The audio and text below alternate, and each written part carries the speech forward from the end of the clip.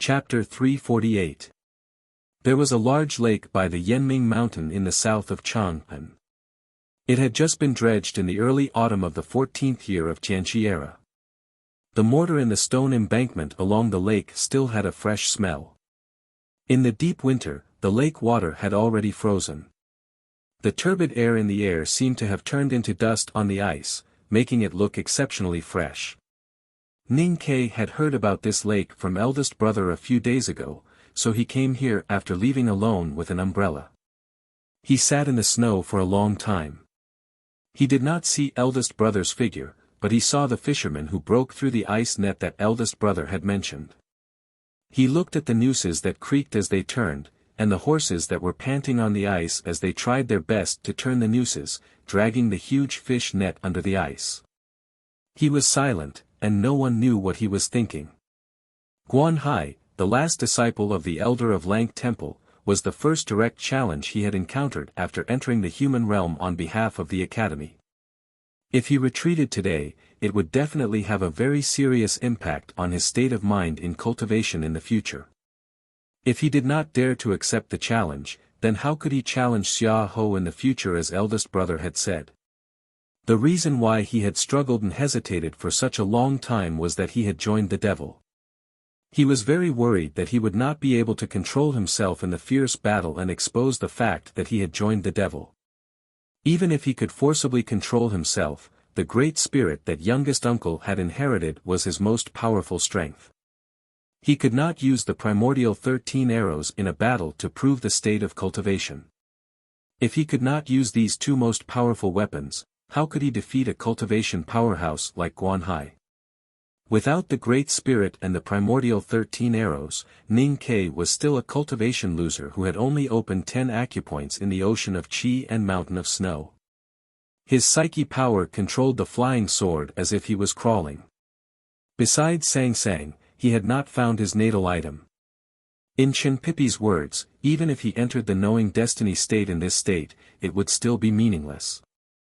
Ning Ke sat in the snow by the lake and looked at the grass in front of him. He suddenly thought of the talisman that covered the sky in the garden of Tuyang City and the military counselor Gu Shi who had cast countless talismans in an instant. He stretched out his right hand and flicked his cotton sleeve lightly. A piece of light yellow talisman paper fell on the surface of the ice. With a sizzling sound, it turned into an extremely weak flame. Then, it instantly dimmed and was easily extinguished by the layer of ice on the surface of the lake.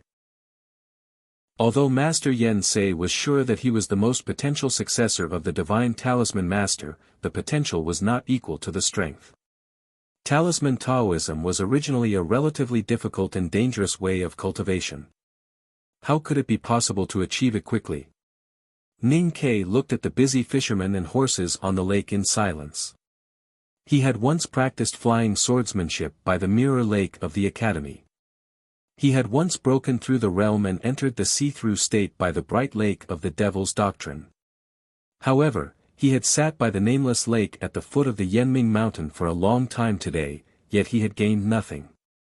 Time passed slowly but surely. The snow had long stopped, and the clouds above Chang'an had all dispersed. The sun was gradually setting, and the red twilight shone on the pure white ice, as if the whole lake was about to be ignited.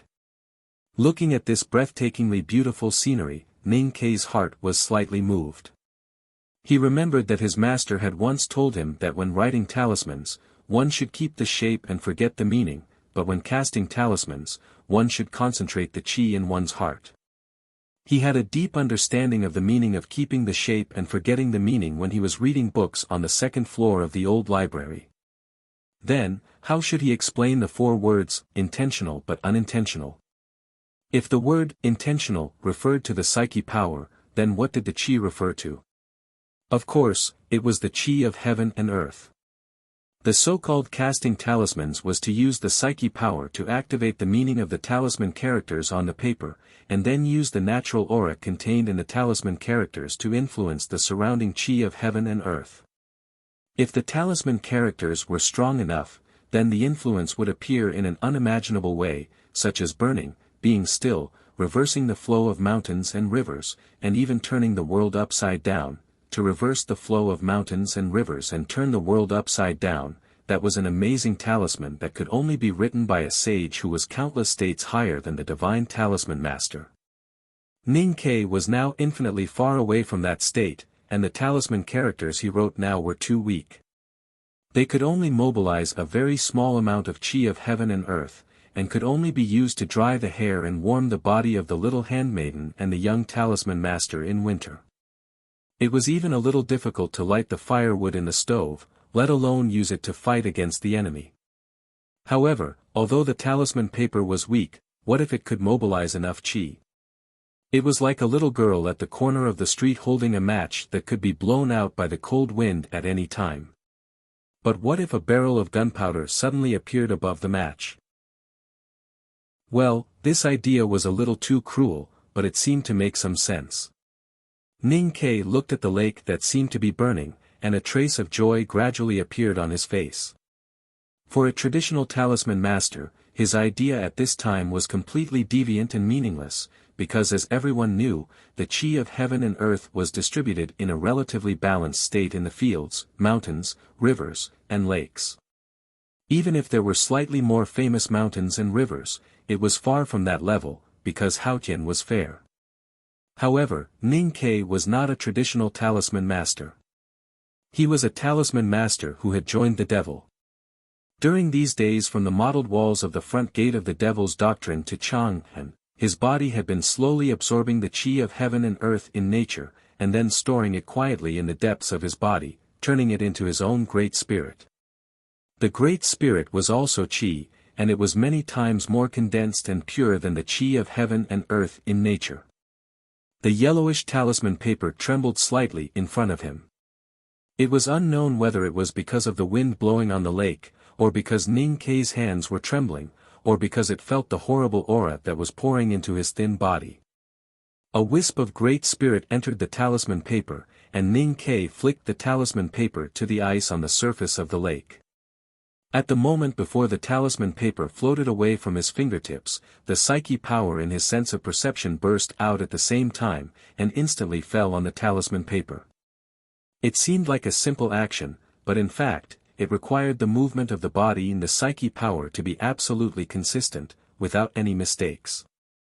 An ordinary person would definitely not be able to do this, but Ning Ke had experience with talisman arrows, so he was very familiar with it.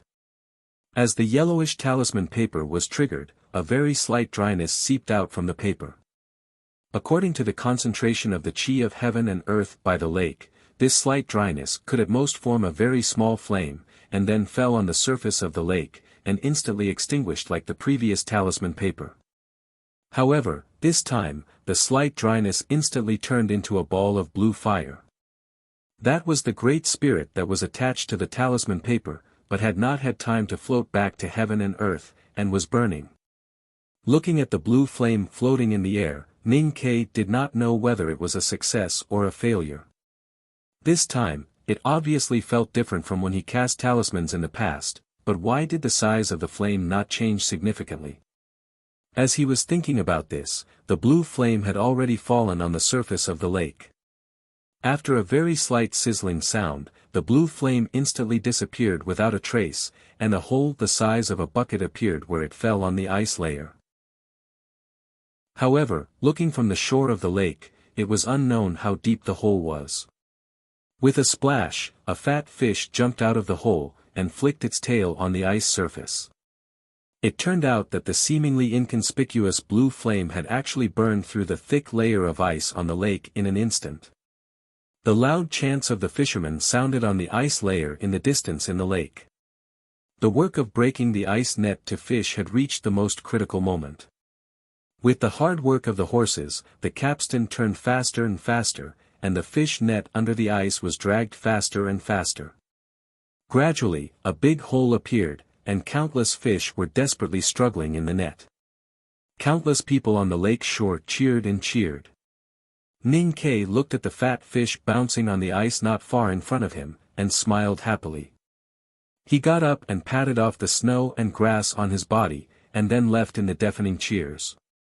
Chang'an was exceptionally beautiful and peaceful in the winter at dusk. It was just like Ning Kei's mood at this moment. He walked into the tea shop and looked at the two people who were whispering to each other by the window. He suddenly smiled and said, "Talismans can really change the world."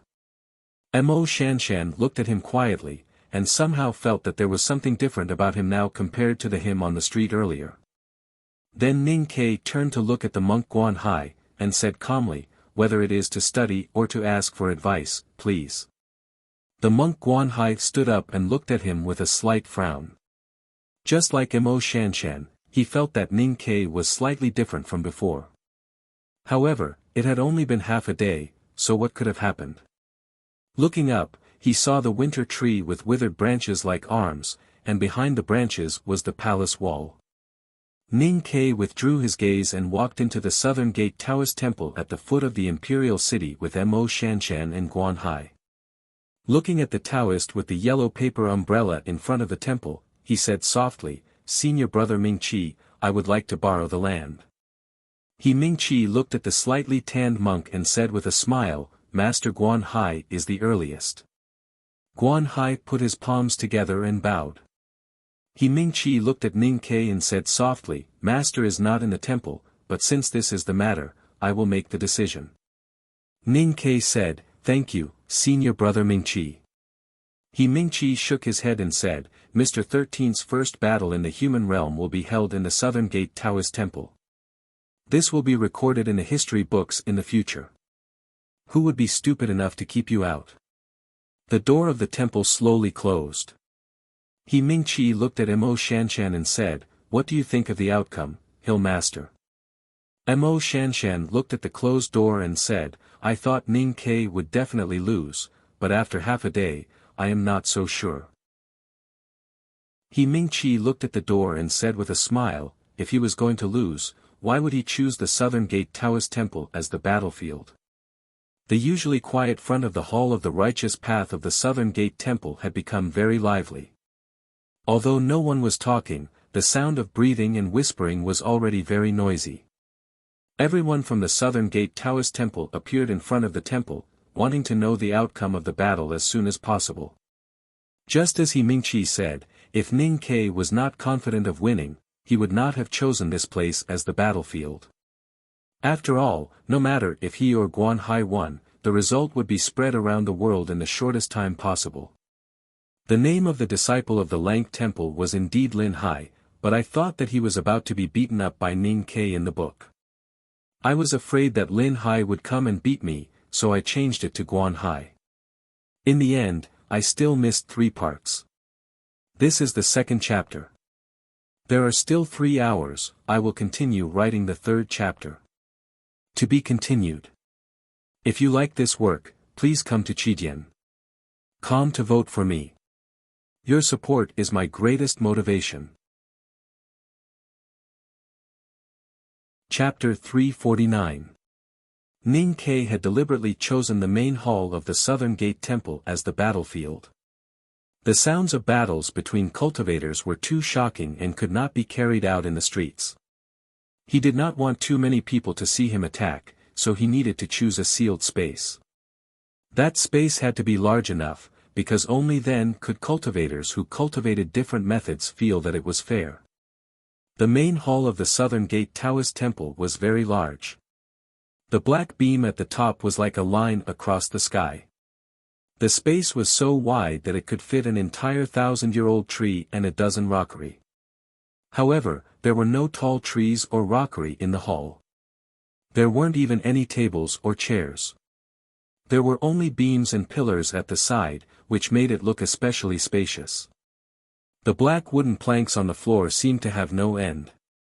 Ning Kei and Guan Hai sat cross-legged on the straw mats at the 2 ends of the black floor, facing each other. The two nodded to each other. Ning Kei said, "I have no knives or arrows, only talismans. Today's battle will be fought with talismans."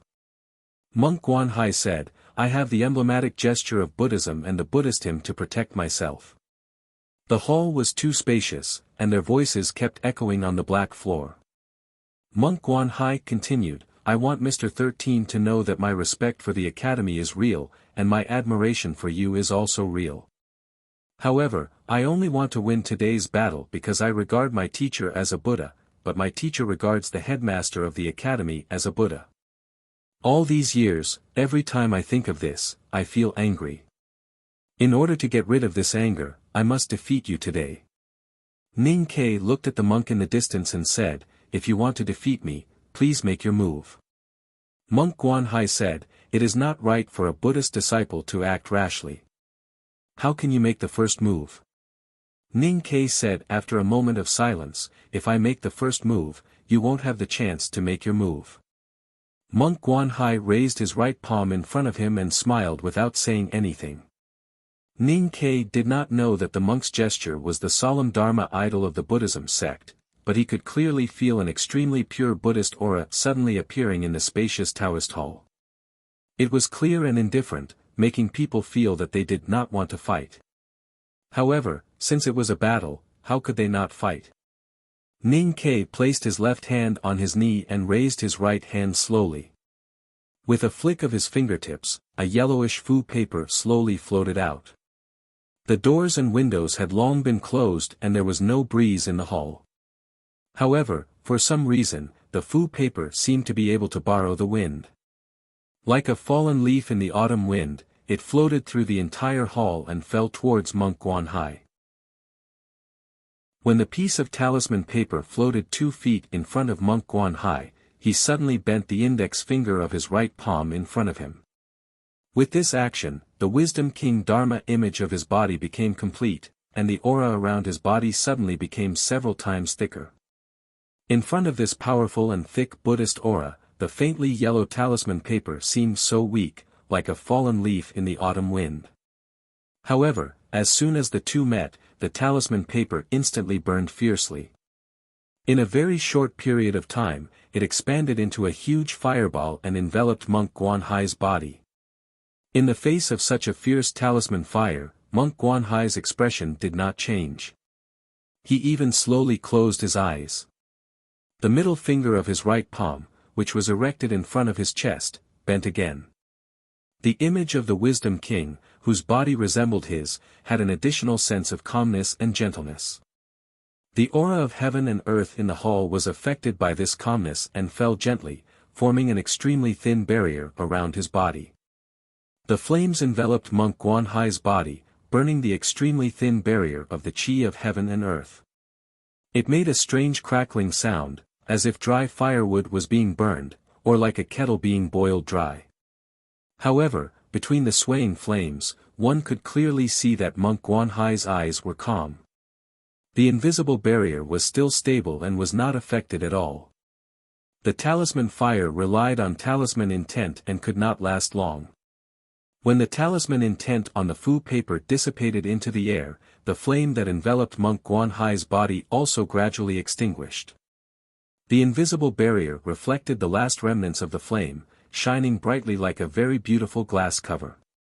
At this moment, Monk Guanhai opened his eyes inside the cover and looked at Ning Ke, who was sitting on the straw mat opposite the hall. His gaze was calm and firm.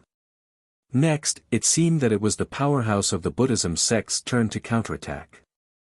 However, Ning Ke had said that if he attacked first, Monk Guanhai would not have the chance to attack again. And that was exactly what he did.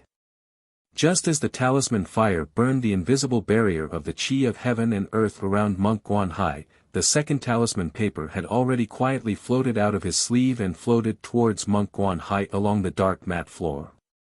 When the talisman fire finally dissipated and Monk Guanhai opened his eyes to counterattack, the talisman paper began to release a majestic talisman intent. A majestic rainstorm fell from the sky. However, they were now in the Taoist hall. The hall had a roof, so where did the sky come from? The rainstorm was generated out of nowhere from the air about 30 feet high in the Taoist hall and then fell down. The scene was extremely strange. Monk Guanhai's Wisdom King Dharma idol could condense the chi of heaven and earth into Wisdom King armor. When cultivated to a high level, it could isolate all the invisible and intangible forces in the world, such as psyche power and Fu fire. However, the heavy rain falling from the Taoist hall was real and the invisible barrier could not stop it at all. In an instant, Monk Guanhai was drenched from head to toe. The slightly cold rainwater flowed down his thin monk's robe and also on Monk Guanhai's slightly tanned face. He looked at Ning Ke on the straw mat in the distance and was extremely puzzled. Why was the second talisman a water talisman? The fierce Fu fire earlier confirmed that Ning Ke's attainments in talisman Taoism were indeed profound. If he had not cultivated the Dharma idol of heaven, he was afraid that he would have been at a great disadvantage. However, water was the softest and weakest thing in the world. If one wanted to defeat the enemy with just a water talisman, one had to cultivate to the state of a divine talisman master. Only then could one accumulate all the water in the world and turn it into the strongest and strongest. However, Ning Ke was clearly very far from being a divine talisman master. The rainwater dripped on Monk Guanhai's face, washing away his puzzlement and doubts. The rainwater seemed majestic, but in fact, it did not cause any harm to him. He decided not to think about these questions anymore. The middle finger of his right palm suddenly flicked out in front of him, and the fingertip flicked a raindrop that had slipped into his eyes. In fact, Monk Guanhai's finger did not really touch the raindrop. It was only his intention that touched the raindrop, and then the raindrop understood his intention. With a swoosh, it cut through the space in the hall and attacked Ning Ke's face, as swift as a feather arrow.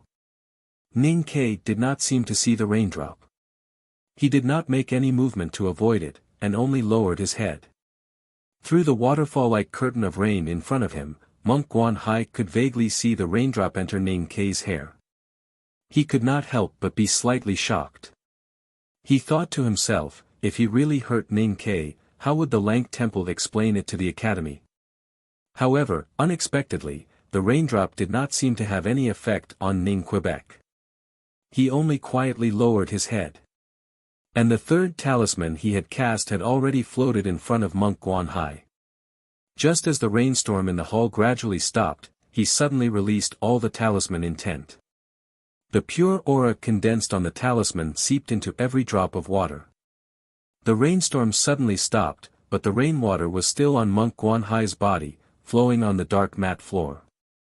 As the talisman intent seeped in, the rainwater quickly froze at a speed visible to the naked eye.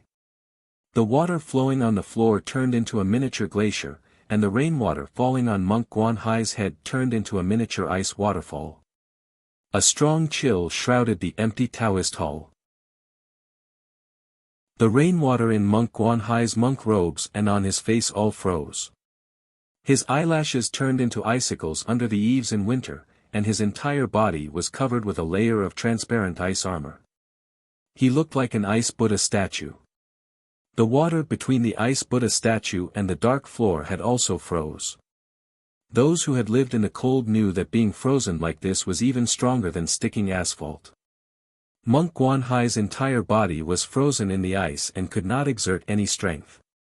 It was impossible for him to get out of this predicament in a short period of time. It seemed that he could only wait to be easily defeated by Ning Quebec. However, although Monk Guanhai was not famous, he was after all the last disciple of the Lank Temple's reclusive elder. His cultivation in Dharma was even higher than the 7 disciples of the Buddhism sect. How could he be defeated by these talismans? Monk Guanhai was frozen in ice. His body could not move, but his heart could. His lips could not move, but his mind could. A deep and compassionate voice sounded from his chest. It was hard to understand, but it was very solemn. It was the Buddhist hymn. As the Buddhist hymn rang through the empty Taoist hall, Monk Guanhai's eyelashes trembled slightly. The frozen ice on them fell, and the ice armor on his thin monk robes cracked inch by inch. The ice on his sleeves melted, and his hands finally regained their freedom. Monks used their hands to worship Buddha. Therefore, the most important part of the Buddhism sect's cultivation was also the hands. Monk Guanhai's hands regained their freedom. Without hesitation, he clasped his palms together. 2 Wisdom Kings Mudra appeared on the left and right sides. A strong Vajra spirit suddenly gushed out from his body, easily shattering all the talismans around him into pieces. Tens of thousands of pieces of ice floated around Monk Guanhai. The last rays of twilight outside the hall leaked in through the cracks of the window. They were reflected and refracted by the tens of thousands of pieces of ice, turning into countless golden rays of light. Monk Guanhai's body was in the golden light. The Wisdom King's Dharma idol had finally reached the perfect state. At this moment, Ning Ke raised his head and looked quietly at Monk Guanhai in the light of Buddha. His left hand, which had been resting on his knee, suddenly tightened and crushed the talisman that he had been secretly holding for a long time. Ning Ke had used the bag that Master Yen Sei had left for him by the Daming Lake. After observing the meaning of the talisman, he had comprehended the first talisman of his cultivation life on his journey back to Chang'an. It was the scatter talisman that he was casting now. This scatter talisman did not float to Monk Guanhai. Because it was a talisman of movement, Ning Ke could not use the Dharma access that he had comprehended at the Winter Lake on the Yenming Mountain. The talisman's meaning was far away and seemed a little weak. Monk Guanhai, who was in the golden light, frowned slightly because he could also feel the weakness of this talisman. Ning Ke's target of casting the scatter talisman was not him, but the tens of thousands of pieces of ice that shrouded him. As the meaning of the scatter talisman fell, the tiny pieces became even smaller. What was even smaller than the ice was dust. Ice was water. The dust that the water turned into was either cloud or fog. Countless clouds and fog filled the Taoist temple. It was as if the world had suddenly come to a sea of clouds high in the sky, blocking all vision and even disturbing all the aura of heaven and earth. At this moment, the clouds and fog suddenly fluctuated. The clouds and fog dissipated slightly, and Ning Ke's figure appeared. His figure had already arrived in front of Monk Guanhai. He was so close. There are still 30 minutes left. This is the 3rd chapter. As I said, I have nothing to repay you with, so I have to write another chapter. At least I will finish writing this battle tonight, but it may be a little later. Thank you very much. To be continued. If you like this work, please come to Chidian.com to vote for me. Your support is my greatest motivation. Chapter 350. Many students hoped that I could write a chapter to sell my cuteness or something, but this chapter might be difficult to sell cuteness. Firstly, I'm a little emotional at the moment. Secondly, I want to write this important chapter seriously. Thirdly, I'm really exhausted. Now, I'm going to talk to you in a serious and lively manner. If there's anything that you don't like, please forgive me. I'll thank you all first, and I'll thank you in detail later. Jiang Yi obtained first place in the monthly votes this month. As I said the day before yesterday, at least until now, Chidian's monthly votes ranking is still the greatest honor in the online literature circle. Now, we can say that we've had this honor. I really like the monthly votes ranking. I think there's no one who doesn't like it. It's not only the honor of the author and the book, it's also the honor of the readers. Because of my laziness, I've never thought about it. I'm sorry to many of my readers, including the sub-editors. At the beginning of the year, after careful consideration, I decided to change my attitude. I'll find a suitable time, when there's enough time and no chores to fight for it. At that time, I decided to do it in May. The reason was actually very simple. This month is Grandpa's 70th birthday. After writing for so many years and using Grandpa's character to swear, I wanted to make him happy. Grandpa is also reading at Chidian, and he's more concerned about the monthly votes ranking than I am. However, at the beginning of the year, I received a notice that there would be an annual meeting in May. Following that, Jiang Ye's readers would gather in Shanghai. I wanted to go back to my hometown in Hubei to celebrate Grandpa's birthday, so I didn't have the time to do it. So, I told Yun Kai that I definitely wouldn't be able to get it in May. I had to move it to another year before I had the energy to do it.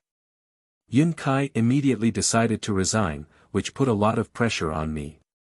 Indeed, I didn't want to fight for first place in the monthly votes. Then, why did history go on this track? At the beginning of the month, on the 1st of May, coincided with Qidian's double monthly votes period. Jiang Yi wrote about Yen Sei and Guang Guang turning to ashes, and Sang Sang holding ashes. When I wrote it, I felt that it was great. It wouldn't be worthwhile if I didn't canvass for votes at this time, so I opened a separate chapter to canvass for votes. I knew I would get a lot of monthly votes, but I didn't expect that I would get so many monthly votes. Even though I became the monthly votes rankings first, I didn't think it would last for long. Because I had a lot of things to do in May, I knew I wouldn't be able to write much. Even my readers didn't think it would last for long. According to them, I would be satisfied if I could stay on for a minute. But at that time, I thought that it would be best if I could maintain it until the old man's 70th birthday on the 8th of May. So, I shamelessly issued separate chapters to canvass for votes. You don't even need to say that I actually managed to maintain it. Then, it became what everyone saw recently. I was forced to go crazy. I had no choice. Seeing everyone working so hard to cast monthly votes, canvass for votes, and even tipping so many people into monthly votes, I couldn't help but go crazy.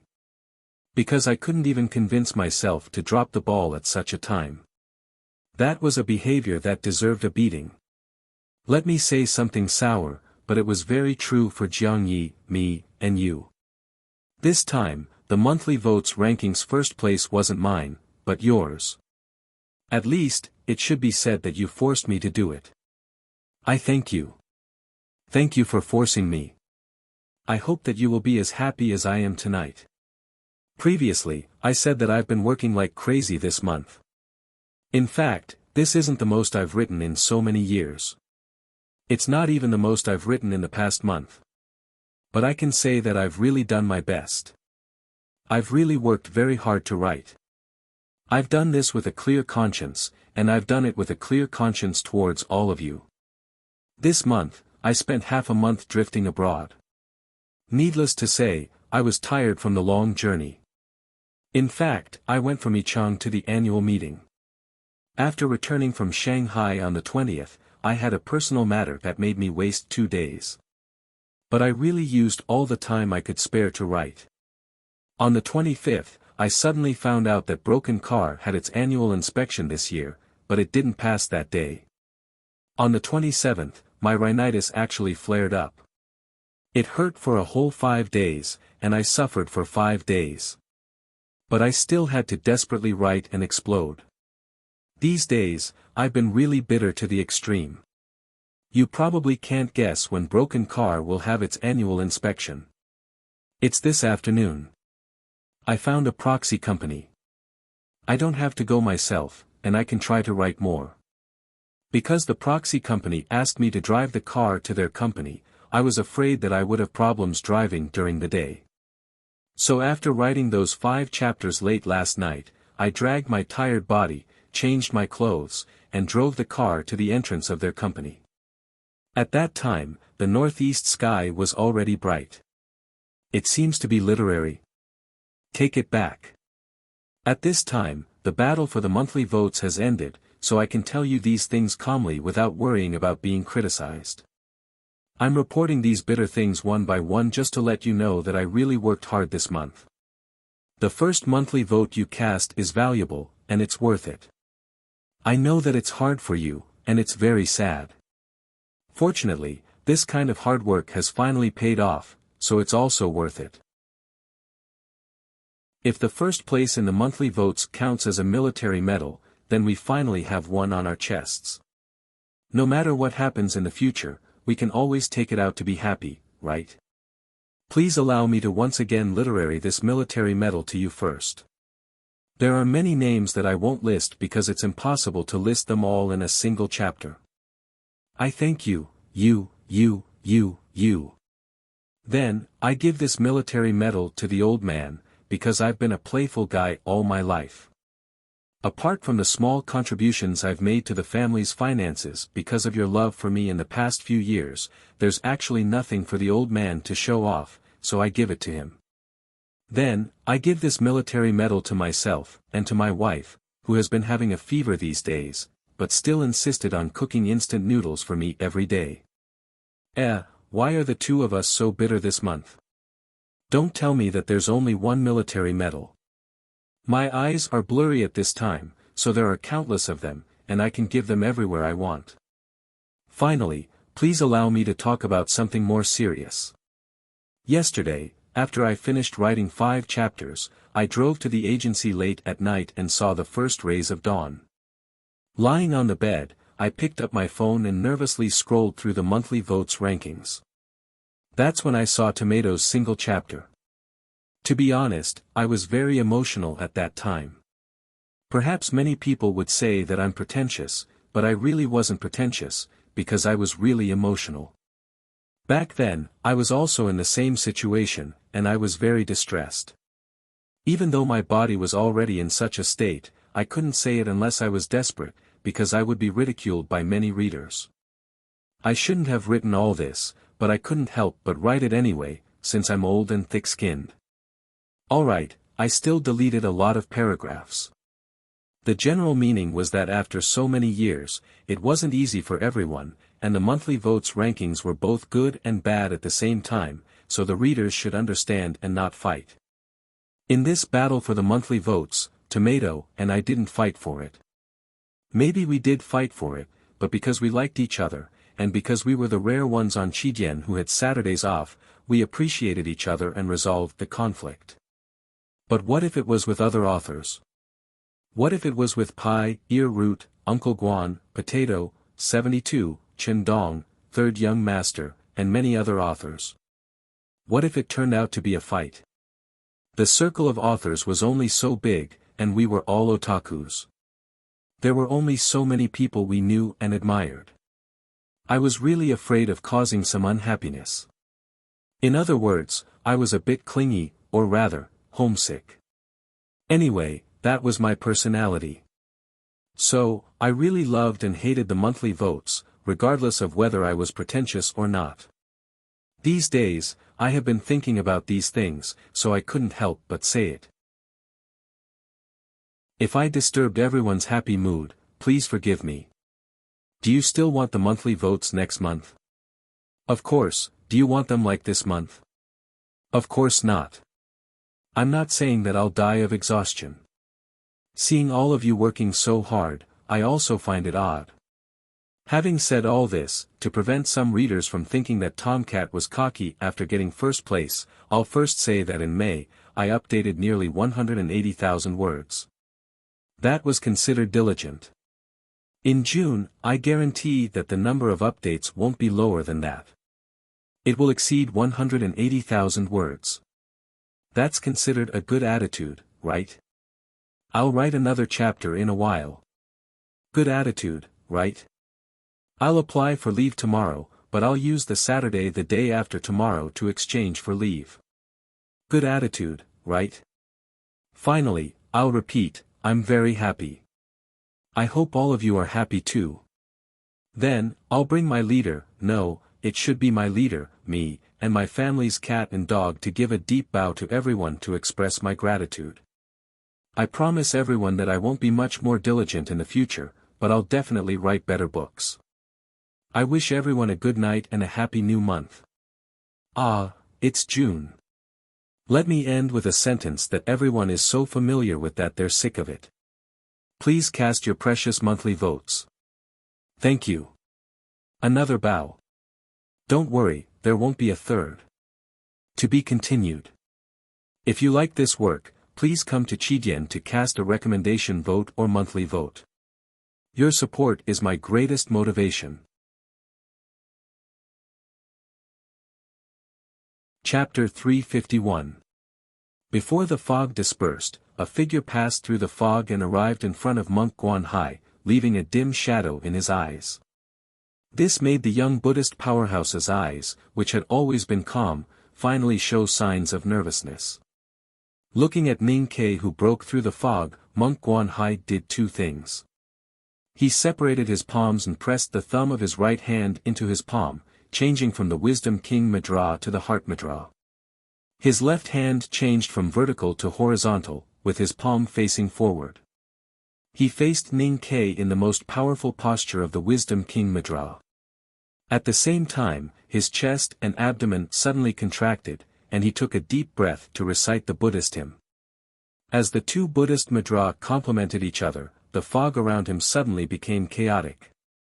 The milky white fog emitted the faint twilight outside the hall, as if different flowers were condensing in different areas of space.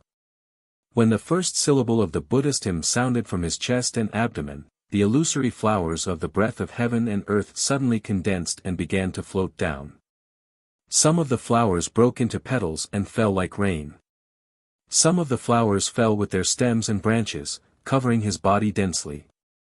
These petals and branches contained the chi of heaven and earth summoned by the two handprints. They were also supported by the Buddhist hymns. Once they touched the enemy's body, they would explode and hurt him in anger. Compared to ordinary people, whether it was Taoism or Buddhism, the biggest advantage of cultivators was speed. When ordinary people did not see the light clearly, they would be pierced by the flying sword. When ordinary people did not have time to dodge, they would be smashed into bloody corpses by the rain of flowers.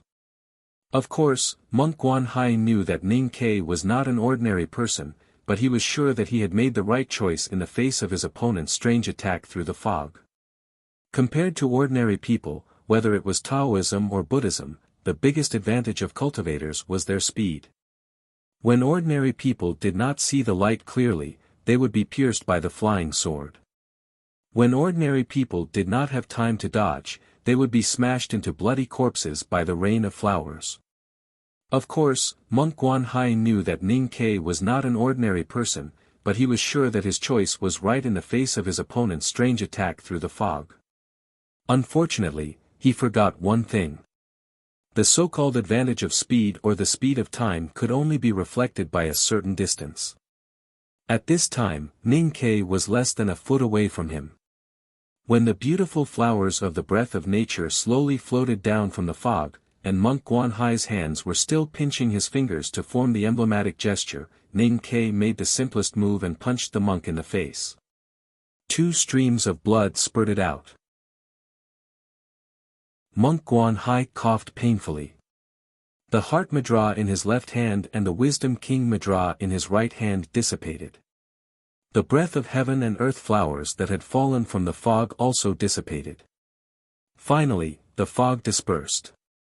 The clouds dispersed, and the Taoist hall became quiet and spacious again. Ning Ke slowly withdrew his fist. Monk Guanhai wiped the blood off his face. After a moment of silence, he said, "I lost." The melted ice melted into snow water and flowed slowly in the cracks of the dark wooden floor. There was a faint tinkling sound. Monk Guanhai raised his head and said with emotion, "Mr. 13 is indeed the successor of the divine talisman master. Your use of talisman Taoism is unimaginable." The 4 consecutive talismans had their own ideas, and they came in sequence. It was like the beginning and ending of a beautiful essay. The last move of abandoning talismans and using fists showed that you understood the true meaning of battle. Now that I think about it, I was indeed overestimating myself by challenging you. No wonder you were so hesitant in the beginning. I guess you didn't want me to break my spirit. Ning Ke had indeed shown mercy in the end. With the abundance of the Great Spirit in his body and the strength of his body, how could he only make Guanhai's nose bleed when he punched Gu Shi's head like a smashed watermelon? But in fact, he had won by luck. Ning Ke had used too much psyche power to use 4 talismans in a row. However, it did not matter to him because of the psyche power in his sense of perception. The key was that the Great Spirit he had attached to the first 3 talismans had directly squeezed out all the Great Spirit in his body. After using the dispersed talisman, he had forcefully broken through the fog and launched a surprise attack. His body was already extremely weak.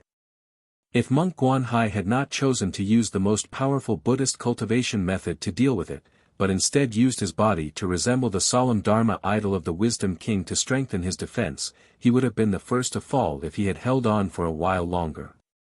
Ning Ke looked at monk Guanhai, who had sincerely admitted defeat in front of him. He secretly felt lucky. Although this monk from the Lank Temple had a high state, he had been living in seclusion in the mountain temple to study and read Buddhist scriptures all year round. It seemed that he did not know why to fight. He suddenly remembered what Yi Hongyu had said in the basket when they left the front gate of the Devil's Doctrine. Most cultivators in the world do not know how to fight. It is very easy to defeat them. It is a pity that my cultivation is not enough.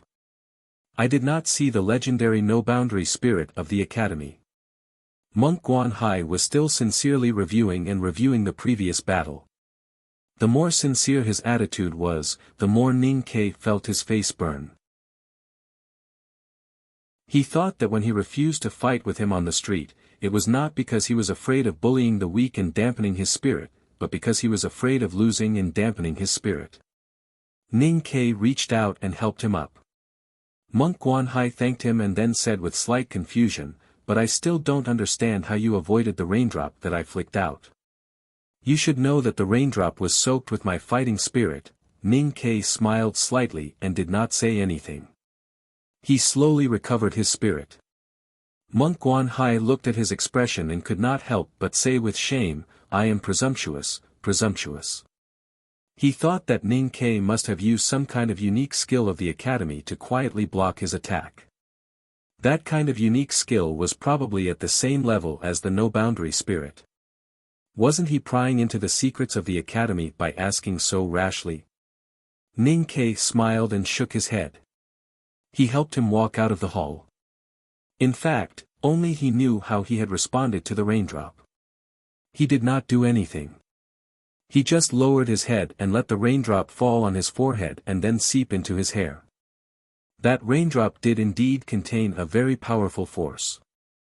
However, Ning Ke had always been very thick-skinned, especially after joining the devil. The Taoists outside the main hall of the Southern Gate Taoist Temple had been silently watching the inside of the hall. This was the first battle of the new generation of disciples of the academy after entering the human realm. Some of the white-haired old Taoists could not help but think of the academy madman with the surname Ko many years ago, who rode a little black donkey into Chang'an and caused a bloody storm. Their emotions were very complicated. The door of the Taoist temple had been tightly shut, and no one dared to peep from the window. The spectators only saw the fire raging in the hall, and the dryness spurted out from the cracks in the window. Then there was the sound of rain, and water flowed out from the door. Then there was a chill coming from the hall, and it seemed to suppress the winter outside. Then there was the Buddha's aura, and the solemn Buddhist hymns, and then everything returned to silence. There was silence in the hall. No one knew what the final result was. Did Mr. 13 of the Academy win, or did the last disciple of the Elder of Lank Temple win? Mo Shanshan stood under an old tree outside the hall and looked at the Taoist temple. When Ning Ke consecutively used 4 talismans, her eyes suddenly became extremely bright. When the Buddhist hymn sounded in the hall and the light of Buddha could be seen faintly, her eyes began to show a look of worry. When the Taoist temple returned to silence, she had probably guessed the outcome and returned to calmness. Because she knew that people like Ning Ke might be defeated or killed, but they would never be defeated or killed quietly. The door of the Taoist temple opened, and Ning Ke slowly walked out, supporting monk Guanhai. The Taoists watching the battle could not help but be shocked when they saw this scene, especially when they saw the blood on monk Guanhai's face. They thought that Ning Ke was indeed the one who entered the human realm from the academy, and he could actually win so easily. Of course, because of his relationship with Master Yen Sei, Ning Ke could also be considered half a member of the South School of Haotian. Therefore, seeing him win, the Taoists in the Southern Gate Temple could not help but show a look of joy on their faces. After a brief conversation with He Mingqi, Ning Ke and monk Guanhai said a lot of useless things. He said affectionately that he would personally attend the Yulan Hungry Ghost Festival at the Lang Temple next year, and that he would definitely report to them at that time. Then, they said goodbye to each other and left. When they walked out of the Southern Gate Temple, the snow fell again. After walking dozens of steps along the foot of the imperial city, Ning Kei's face was slightly pale, and his hand holding the big black umbrella was trembling. Mo Shanshan looked at him and thought for a moment. Then, she reached out and put her hand through his arm. It looked like they were holding each other's arms, but in fact, she was supporting his shaky body. Mo Shanshan said, although Guan Hai is young, he has been carefully trained by the unfathomable elder of the Lang Temple for many years. His dharma is profound, and his cultivation is amazing. In fact, he is already one of the few powerhouses in the Buddhism sect. Today, you did not use the talisman arrow, nor did you use the bag left by Master Yen Sei. You only used your own cultivation to defeat him. It really surprised me. When Ning Kei heard that Guan Hai was one of the few powerhouses in the Buddhism sect, he thought to himself that he had actually defeated Guan Hai head-on. Just when he was feeling a little proud, he heard the word surprised and could not help but feel a little annoyed. He said, "Am I very weak in your eyes?" Mo Shanshan looked at the falling snow outside the umbrella and said with a smile, "Because you are indeed very weak." Ning Kei was speechless.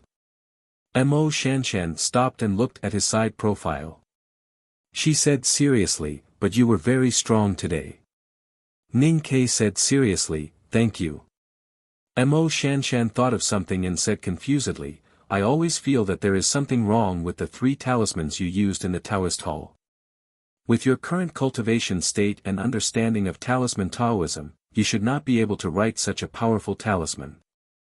The talisman I wrote before I saw the great blockage formation outside the front gate of the Devil's Doctrine was just like that."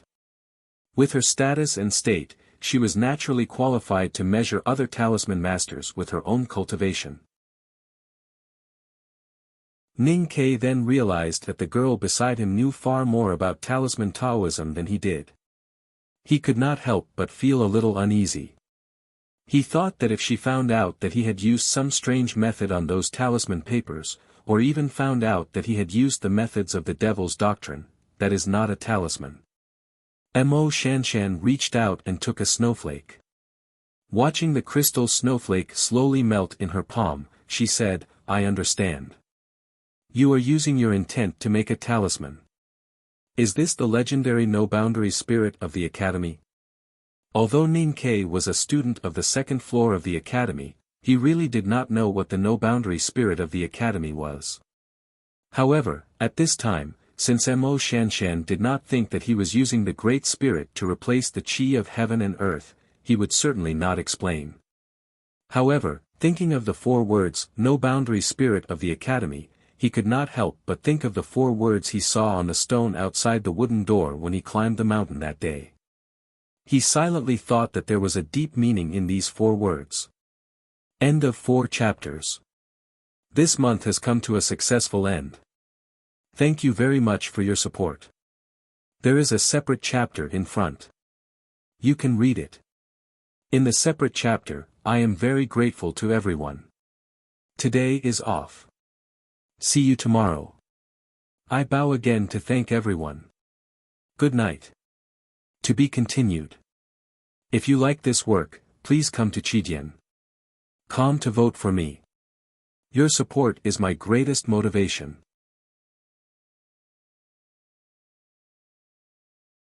Chapter 352. The Night-Shrouded Chang and City. The everlasting lamps in the corner towers of the imperial palace radiated a yellowish light to the ground. The dim light reflected the white snowflakes dancing slowly in front of the red palace wall. It was a very beautiful scene. This was the most remote part of the moat.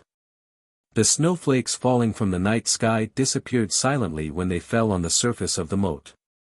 In this quiet environment, the sound of their feet stepping on the loose snow became clearer and clearer. Mo Shanshan gently brushed away the fluttering hair in front of her eyes and looked at the dancing snowflakes in front of the red palace wall. She said softly, "The great river is far away in the south. It's almost impossible to see snow there." Ning Ke thought of the distant country where it was like spring all year round and said with yearning, "I really want to visit it if I have the chance." The great river is small in size and has a small population. Its national power is very weak. To the north is the powerful South Jin, which has always had a bad relationship with Yueluan. However, it has always been able to maintain peace and even prosperity for hundreds of years. Do you know why? Ning Ke shook his head. Mo Shanshan looked at the Tang imperial palace in front of her and said calmly, "Because there is the Tang Empire and this imperial palace in the world. Because the Great River has been on good terms with the Tang Empire for generations. That's why the Great River has always been under the protection of the Tang Empire, even though we are separated by thousands of mountains and rivers." Ning Ke was very clear that what she said was the truth, but he did not understand why she suddenly mentioned it. Both the South Jin and Yueluan know very well that if they go too far and their troops really invade the Great River, the Tang Empire and the Emperor in this imperial palace will not stand idly by. That's why other countries in the world think that the Tang Empire is an ambitious hegemon and the source of war. Only the people of the Great River don't think so. For us, as long as the Tang Empire exists, this dangerous and chaotic world will be peaceful. Mo Shanshan looked at him and said with a smile, "The world of cultivators is actually inseparable from the secular world. Only by being strong can you ensure the peace of the Tang Empire and the Great River. What you need to do now is to strengthen yourself and make the Tang Empire stronger than before." Hearing this, Ning Ke finally understood. At noon on the street outside the Ministry of Rites, Shanshan probably guessed that he was hesitating and wavering, so she used the snowflakes outside the palace walls to comfort him. He shook his head and said, "Thank you for your explanation. In fact, I've almost figured it out. If you want the world to be at peace, you can't just avoid fighting. I just don't understand why a Buddhist master like Monk Guanhai can't get rid of those foolish thoughts. Why does he have to come and fight with me? When people see a tall palace wall, they always want to go around the wall to see what's behind it. When they see a mountain, they always want to climb it to see what kind of scenery it has." Mo Shanshan pointed at the palace walls on the other side of the moat and said, "Cultivators are also people. They also have curiosity and yearning, and because of their pride, this feeling will become even stronger." Hearing this, Ning Ke thought of the state of mind when he first heard Chen Pipi talk about the real powerhouses in the world. He thought of the heroic attitude he had when he saw the mountains on the other side of the sea of clouds after he successfully reached the top. For cultivators, the end of the long road of cultivation is the legendary unknown place. They are in awe of the unknown place, but they are filled with the desire to approach or even surpass it. Jishou Abbey and Xiankong Temple have nowhere to go. They can only see the academy, so they have to try to climb the mountain of the academy. In the light snow, Ning Ke and Mo Shanshan held the big black umbrella and walked forward. The topic about the academy's entry into the human realm and the challenge was over. They looked at the thin ice floating on the surface of the moat and the snowflakes that disappeared as soon as they entered the water. They often kept silent for a long time, and occasionally discussed about talisman Taoism and calligraphy when they felt something. They had been through life and death together in the wilderness for many days and had developed a tacit understanding. Recently, they often traveled side by side in Chang'an City. This tacit understanding gradually penetrated into every part of their body and even their soul through the gentle touch of their shoulders, and the girl's hair occasionally drifted past Ning Ke's nose. Their common interest in talisman Taoism and calligraphy made it easy for them to perceive the intention of each other's gaze and gesture. That happy and peaceful emotion gradually emerged. When they walked to a certain bridge in the moat, the snow gradually stopped. Ning Ke stopped and put away the big black umbrella. Mo Shanshan took a few steps forward and then looked back at him. With this movement, her black hair flowed down from her shoulders like a waterfall.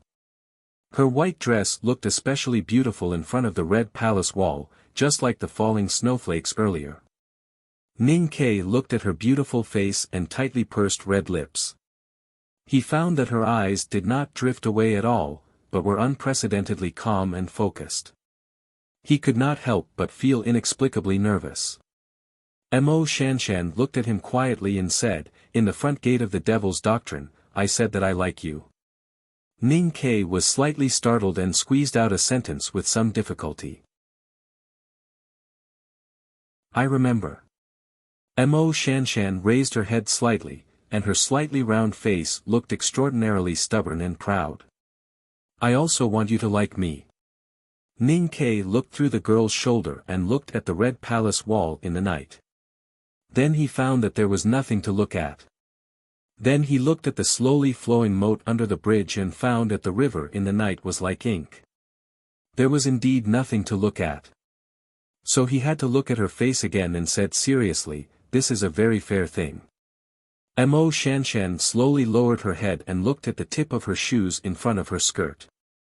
She said in a low voice, "Then do you like me?"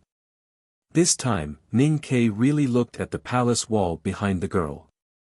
That was because the red palace wall was higher than his line of sight and occupied most of the area in the night.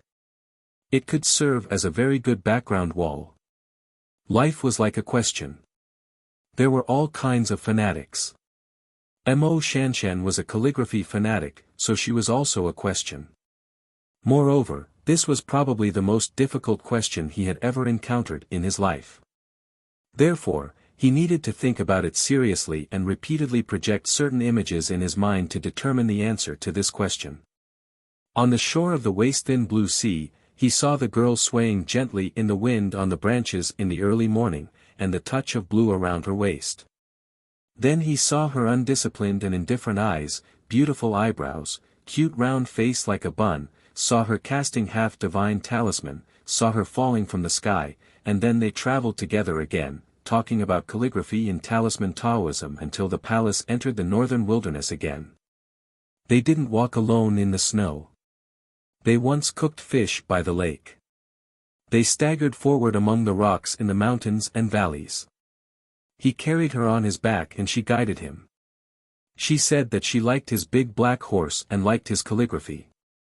Then she said that she liked him in front of the mountain of bones and corpses when she was dying. These images flashed quickly in Ning Ke's mind and on the red palace wall in front of him. Those feelings that he had once touched and those things that he had occasionally thought about appeared again. He couldn't confirm more things, but at least he was absolutely sure of one thing. And he actually let a girl say that sentence first. He felt that it was wrong to drag the time even for a moment. He looked at Shanshan in front of him and looked at her slightly trembling eyelashes. He said with certainty, "I like you." Mo Shanshan's body stiffened slightly. She didn't raise her head to look at him, but walked directly to the side of the bridge. She lowered her head and looked at the ink-like moat quietly. She looked at the floating ice in the river, and a shy smile gradually appeared on her indifferent face. The battle between Ning Ke and monk Guanhai in the main hall of the Southern Gate Taoist Temple did not cause any disturbance in the secular world. In the eyes of the ordinary people living in the streets and alleys, cultivators were like the cultivators in Ning Ke's eyes in the past. They were all immortals who lived in the wind and drank dew and flew around the clouds. Whenever immortals fought, as long as there was no disaster, mortals were usually not willing to care.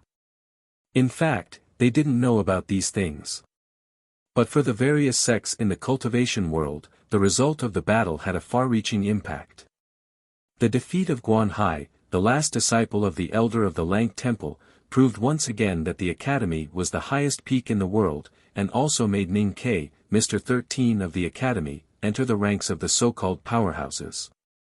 Monk Guanhai lived in seclusion in the deep mountains behind the Lank Temple in his early years.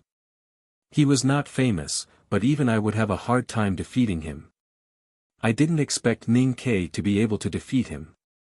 It seems that he has improved very quickly recently. I think now, no one on the Peach Mountain still thinks that he defeated Long Qing twice because of luck. In a dark room in the West Hill Divine Palace, Yi Hongyu looked at the dossier she had just received. A smile appeared on her beautiful face. For some reason, she did not wear her iconic red dress, but a simple Taoist robe. A subordinate of the Judicial Department of the Divine Hall heard her words and could not help but frown slightly. He retorted in a low voice, "No one can deny that Mr. 13 has improved very quickly. But it is definitely luck that he defeated the prince twice in a row. If the prince was not at the critical moment of breaking the realm on the snow cliff, how could he have succeeded in his plot?" Yi Hongyu looked at the subordinate quietly and said, "Plot is also a kind of battle. Since you have become an enemy, do you still expect the enemy to be tolerant and gracious? As long as it is a battle, it is fair. And you must remember that Haotian is also fair. A shameless guy like Ning Ke can become a student of the second floor of the academy and be chosen by Uncle Yen Sei as a successor. Then he must have something worth learning other than luck." The subordinate of the Judicial Department did not dare to refute anymore. He lowered his head and said yes. He went out and walked to a tree by the cliff. He glanced at the simple stone house and revealed a sneer on his face. He lowered his voice and said to his companion, "The Divine Hall has suffered a serious setback in this trip to the wilderness. In this trip to the wilderness, the Divine Hall has suffered a serious setback. Prince Long Qing may have died. Our Grand Master Yi has encountered a strong enemy and was forced to lower her state. I'm afraid that she will never enter the knowing destiny state in this life. But she still shows such confidence in front of us. Doesn't she know that this is pitiful and ridiculous?" Yi Hongyu was indeed seriously injured in the trip to the wilderness. Especially when Lien Sheng used the practice of Tao Tai and forced her to lower her state to survive, it had caused irreversible damage to her cultivation. But she was after all the Tao addict and her cultivation state was still in the upper see-through state. How could she not hear the whispers outside the house? However, she did not get angry.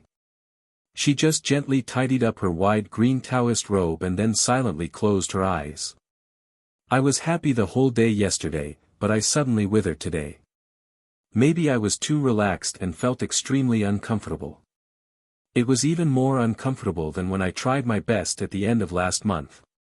And I happened to be writing this terrible plot, so I actually wrote for 6 hours. It's so scary. This is the only chapter today. Don't worry, I won't wither. I will definitely write more tomorrow. To be continued. If you like this work, please come to Chidian.com to vote for me. Your support is my greatest motivation."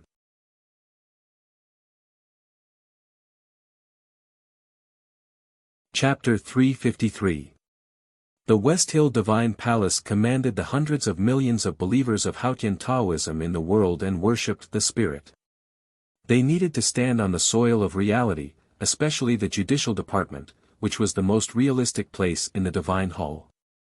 Yi Hongyu's future as the Grand Master was covered with a layer of gloomy dust after her repeated failures in the wilderness. That was why her subordinates, who used to be in awe of her, dared to talk about her in private now, and she became quiet. There was a simple Taoist temple deep in the mountains in the south. Not many people knew about this Taoist temple, and the old plaque outside the Taoist temple said, Jisho. Different from the West Hill Divine Palace that ruled the world, the Jisho Abbey, hidden behind the history of Haotian Taoism, did not care about the secular world. There were 7 huts by the lake in the Jisho Abbey, which enshrined the legendary 7 volumes of the Tomes of Arcane. The 4th hut was already in a state of emptiness. It had never been able to bring back the Ming hand scroll that was lost in the wilderness. The thatch on the eaves seemed to be withered and decayed. The other 6 huts seemed to be infected by the aura of the Tomes of Arcane. The golden thatch on the eaves seemed to be carved out of gold, reflecting the sunlight and exuding a sense of luxury and solemnity, which made people want to kneel on the ground and never rise again. On the agarwood table in the first hut by the lake, there was an ancient book with a cover as black as blood. This ancient book was so thick that it looked like a piece of natural black blood stone. It was the hand scroll of the tomes of Arcane. The black cover and snow-white pages made this heavenly book release a feeling that made people's hearts palpitate.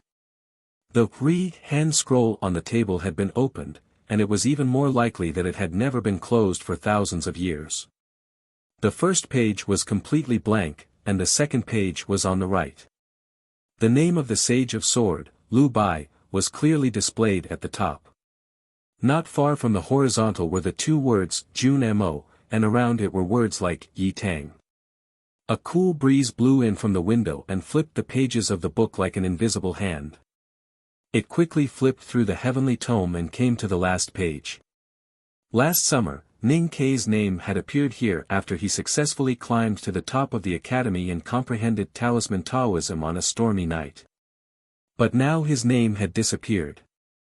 The paper was as white as snow. The wind from the lake lingered between the beams and pillars of the hut. When it met the walls, it turned back and flowed to the agarwood table. It began to turn the pages again, but this time it was turning from the back to the front. The pages of the book were turning very fast. Occasionally, he could see 2 or 3 names clearly, such as Liu Qingchen. But most of the time, he could only vaguely see a few single characters, such as Lu and He. The wind on the lake flipped the hand scroll and finally came to the position of the first few thin sheets of paper. The paper was densely covered with names, which looked as beautiful and complicated as the patterns of flowers and plants. Prince Long Qing's name was in the corner of the page, but the handwriting was so dim that it seemed that it would seep into the soft paper at any time and disappear. Tang Xiaotong's name appeared in another corner of the page. The handwriting was erratic and sloppy. Mo Shanshan's name appeared in the middle of the paper. The handwriting was quiet and smooth.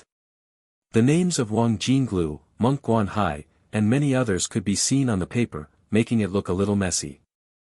Only the top of the paper, near the edge, was blank. Only Yi Hongyu's name was in that blank space. Yi Hongyu's name appeared lonely and proud there. The handwriting was so thick and dense that it seemed that it was going to emerge from the paper and fly away with the wind from the lake. The top stroke of the word "you" had even gone beyond the edge of the page.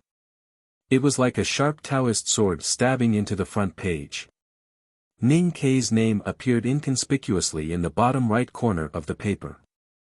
In the early morning, on the meadow outside the academy in the southern suburbs of Chang'an, Mo Shanshan looked at Ning Kei and said softly, "I'll write to you when I return to the Great River. But your name doesn't look good no matter how I write it." Looking at the girl's eyelashes shining in the morning light, Ning Kei said, "We're not leaving Chang'an right away. Why does it feel like we're saying goodbye? We'll write to each other when you return to Ink Lake. But I'm thinking that I can take Sang Sang to the Great River to see you when the headmaster of the academy comes back." Mo Shanshan lowered her head and looked at her shoes that were sticking out of her skirt. She thought to herself that this person probably never noticed her habit of speaking. However, what right did she have to change his habit? The two walked on the meadow. Under Ning Kei's introduction, Mo Shanshan followed him to visit the academy. Then they walked through the wetland and the old library, through the thick fog, and came to the cliff. Just like when Ning Kei came to the back mountain of the academy for the first time, the calligraphy addict was also shocked by the beautiful cliff, the peaceful lake, the mountains, and the waterfall in the distance. She looked at the scenery in front of her and said, "Is this the real academy?" Ning Kei said, "If the second floor of the academy is the real academy, then this is it." Mo Shanshan said softly, "For cultivators, the unknown place is above the clouds and out of the secular world. They can't touch it." Although the academy is the only holy land that connects both worlds, how many people can come here and see the scenery with their own eyes? I didn't expect that after meeting you, I would enter the front gate of the Devil's Doctrine first and then come to the back mountain of the academy. I'm really lucky. Ning Kei stood beside her and looked at the lake and mountains in front of him. Hearing her soft sigh, he felt proud and happy. He said, "You met me, and there will be many more lucky things in the future." Although he said it casually, there was a hint of sweetness in it. If they stayed together for a long time, there would naturally be more. Mo Shanshan was not used to this situation. She lowered her head shyly and said nothing. Ning Ke had always been thick-skinned, but he was not embarrassed at all. He took her to the mirror lake and said, "I will take you to see seventh sister." Except for her, the other senior brothers all like to play hide-and-seek. It is really difficult to find her. Mo Shanshan thought to herself, is this the sect to visit? She could not help but feel a little nervous. She looked down at the mountain road under her feet and slowly followed him. She said softly, "Is it inappropriate for you to bring outsiders into the academy?" As a man, the most appropriate answer at this time should be, "You are not an outsider." However, Ning Ke was thick-skinned and good at talking, but he had no experience in love and seriously lacked ability. Hearing Shanshan's worry, he answered honestly, "Eldest brother has already taken you as his sworn sister. What is there to be afraid of in the academy? And it is eldest brother who asked me to bring you here today. Otherwise, I would not be so bold." When he crossed the mirror lake, he greeted seventh sister and chatted with her for a while. Then he went to visit fourth brother and sixth brother in the iron-making house by the stream. Sixth brother, who was used to being half-naked, was startled when he saw Ning Ke suddenly bringing a beautiful little girl in. He hurriedly put on a coat faster than he swung the hammer. Fourth brother, on the other hand, sat silently by the window and deduced, as if he had seen nothing. The iron forging house was unbearably hot and full of steam. Thinking that Shanshan was after all a girl who loved beauty, Ning Ke only wanted to talk with her for a while and then leave. Unexpectedly, when Shanshan saw fourth brother's deduction by the window, she refused to leave. Instead, she walked over and squatted down to carefully look at the talisman lines on the sand table. Her expression became more and more serious. Ning Ke's expression slightly changed and walked to the window to watch together. After a long time, fourth brother raised his head and glanced at the girl squatting beside the sand table. He indifferently asked, "You also know talisman?" Asking calligraphy addict if she knew talisman was equivalent to asking a butcher if he knew how to kill pigs or asking a hunter if he knew how to walk the mountain road. Ning Ke knew fourth brother's character and was worried that Shanshan would be angry. He hurriedly said, "Senior brother, she is calligraphy addict." "Oh, so you are calligraphy addict." Fourth brother looked at Mo Shanshan and repeated, "Then do you know talisman?" Ning Ke was completely speechless. Among the three addicts in the world, Mo Shanshan had always been known as a quiet and virtuous woman. She was not angry at all but just a little confused. She looked up at Ning Ke and remembered his answer in the wilderness that day. She could not help but smile and said, "A little." Fourth brother pointed at Ning Ke and asked, "How are you compared with him?" Mo Shanshan did not think and said without hesitation, "Much better than him." Ning Ke became more speechless and felt his self-esteem was hurt. Fourth brother nodded with satisfaction and said, "Then you are indeed qualified to see my deduction." Mo Shanshan looked at the talisman lines moving slowly on the sand table and asked uncertainly, "Is this really deduction algorithm?" Fourth brother said, "If it weren't for the deduction algorithm, how could you be so fascinated by it?" Mo Shanshan said in surprise, "But my master said that the river and mountain sandbox deduction algorithm has been lost for many years." Fourth brother shook his head and said, "The river and mountain sandbox deduction algorithm was indeed lost in the Kaiyuan period of the Tang Empire. But less than 40 years later, Ing Shanren, the seventh patriarch of Black Ink Garden, and a sage of the academy studied it for 6 years and re-established the standard of deduction algorithm. Later, the two sages spent their whole lives to recast the river and mountain sandbox. Since your master, the master of calligrapher, is the successor of Ing Shanren, how could he not know these things?" Mo Shanshan stared blankly at the ordinary sand table in front of her, wondering if it was really the legendary river and mountain sandbox. Looking at the two lines on the sand table that seemed to be always parallel but actually disturb each other, she frowned slightly and said, "Is it deducing the initial value between the fixed talisman intent and the fluctuation of pneuma?" Fourth brother didn't expect that the little girl could see through the content of his deduction with just a glance. His expression slightly changed and he said with great interest, "Do you also study this?" Mo Shanshan looked at the sand table attentively and said, "A little, but I didn't think that I could deduce it out of thin air." Fourth brother looked at her with a look of approval. He really appreciated the girl's concentration when studying talisman Taoism. He turned to Ning Ke and said unhappily, "Hurry up and bring a stool here. Do you want Miss Shanshan to squat like this all the time?" Ning Ke felt very innocent, but he continued to be silent and brought a stool over. Mo Shanshan didn't thank him or even look at him. She directly sat on the stool, holding her chin and focusing on the sand table. She occasionally discussed with fourth brother and then continued to focus on the sand table. The next chapter should be written at about 11 o'clock. To be continued. If you like this work, please come to Chidian.com to vote for me. Your support is my greatest motivation.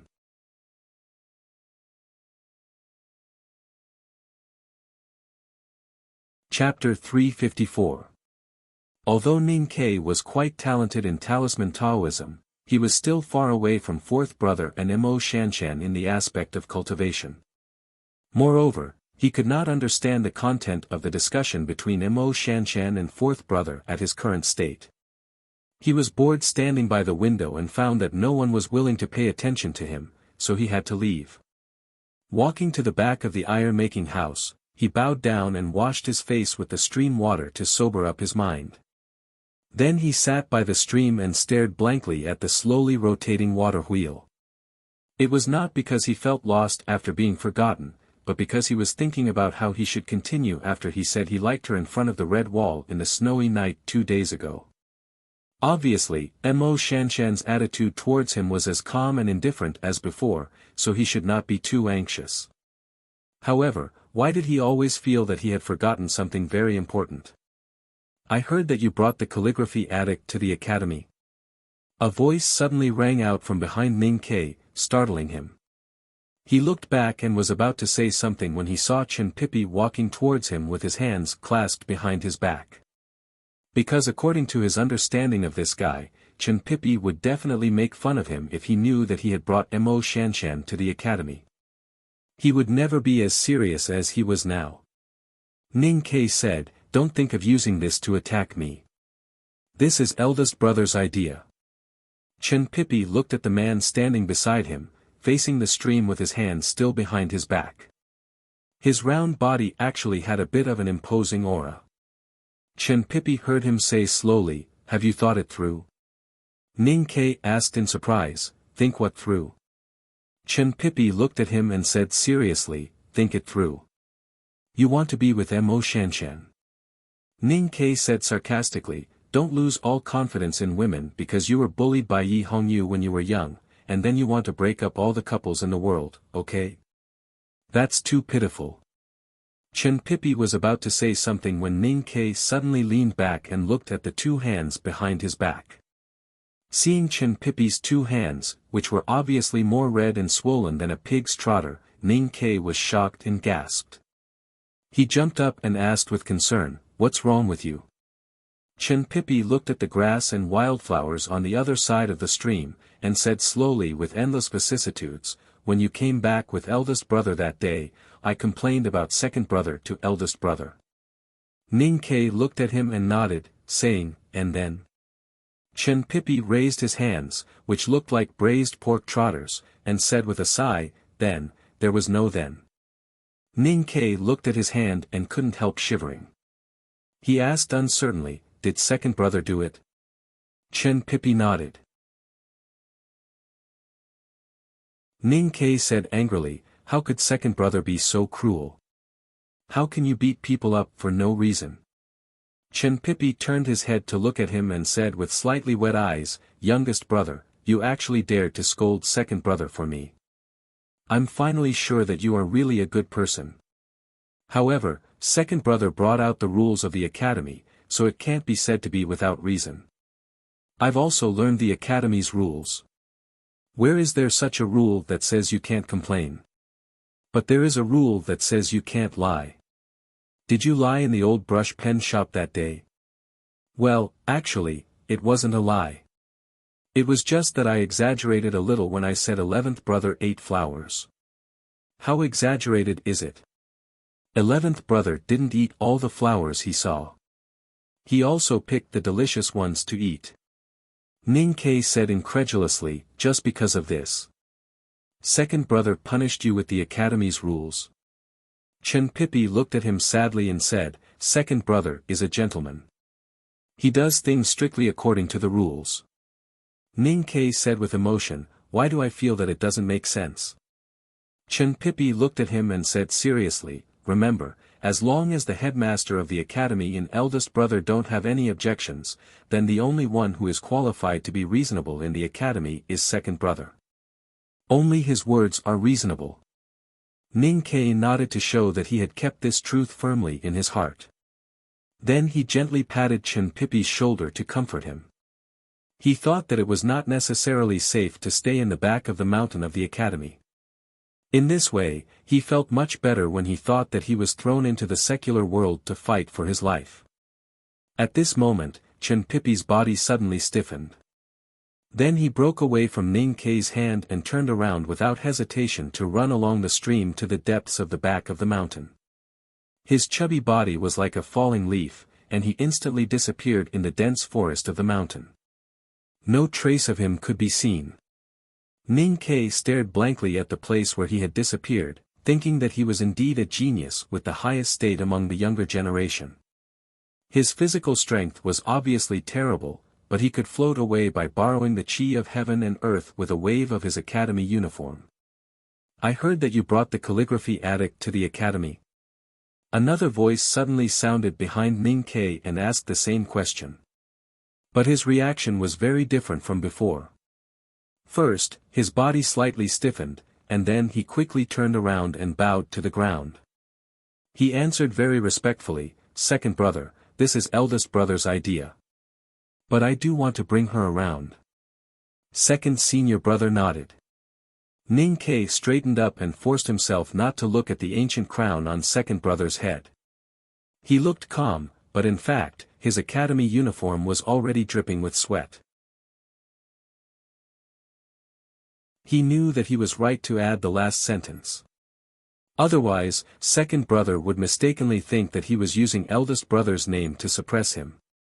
Then, second brother would probably use the principles of the academy to educate him. No one knew what second brother was thinking. His expression was a little strange. He looked at Ning-Kei and pondered for a moment before asking, do you know why eldest brother wants to take the calligraphy addict as his sworn sister? This question was not easy to answer. In fact, Ning-Kei did not know why eldest brother had agreed to this matter with a smile on the horse carriage in the wilderness that day. Of course, a girl like Mo Shanshan was worthy of everyone's affection. But the back of the mountain of the academy was after all not the secular world, and eldest brother's identity was even more extraordinary. It was a little sudden. This matter seems to be a little complicated. Second brother walked to the stream and looked back at him. He said, you did well in the battle of the Southern Gate Temple. This was the second time in a row that he had been praised by senior brother. Ning-Kei laughed happily. Then he thought of the academy's no-boundary spirit after the battle with Monk Guanhai. He could not help but ask curiously, senior brother, when I climbed the mountain that day, I saw the 4 words a gentleman does not fight outside the wooden door. What did Prince Long Qing see? Long Qing saw the 4 words a gentleman does not fight. Second brother looked at him and said, this is a sentence that the headmaster once said, a gentleman does not fight, but must shoot.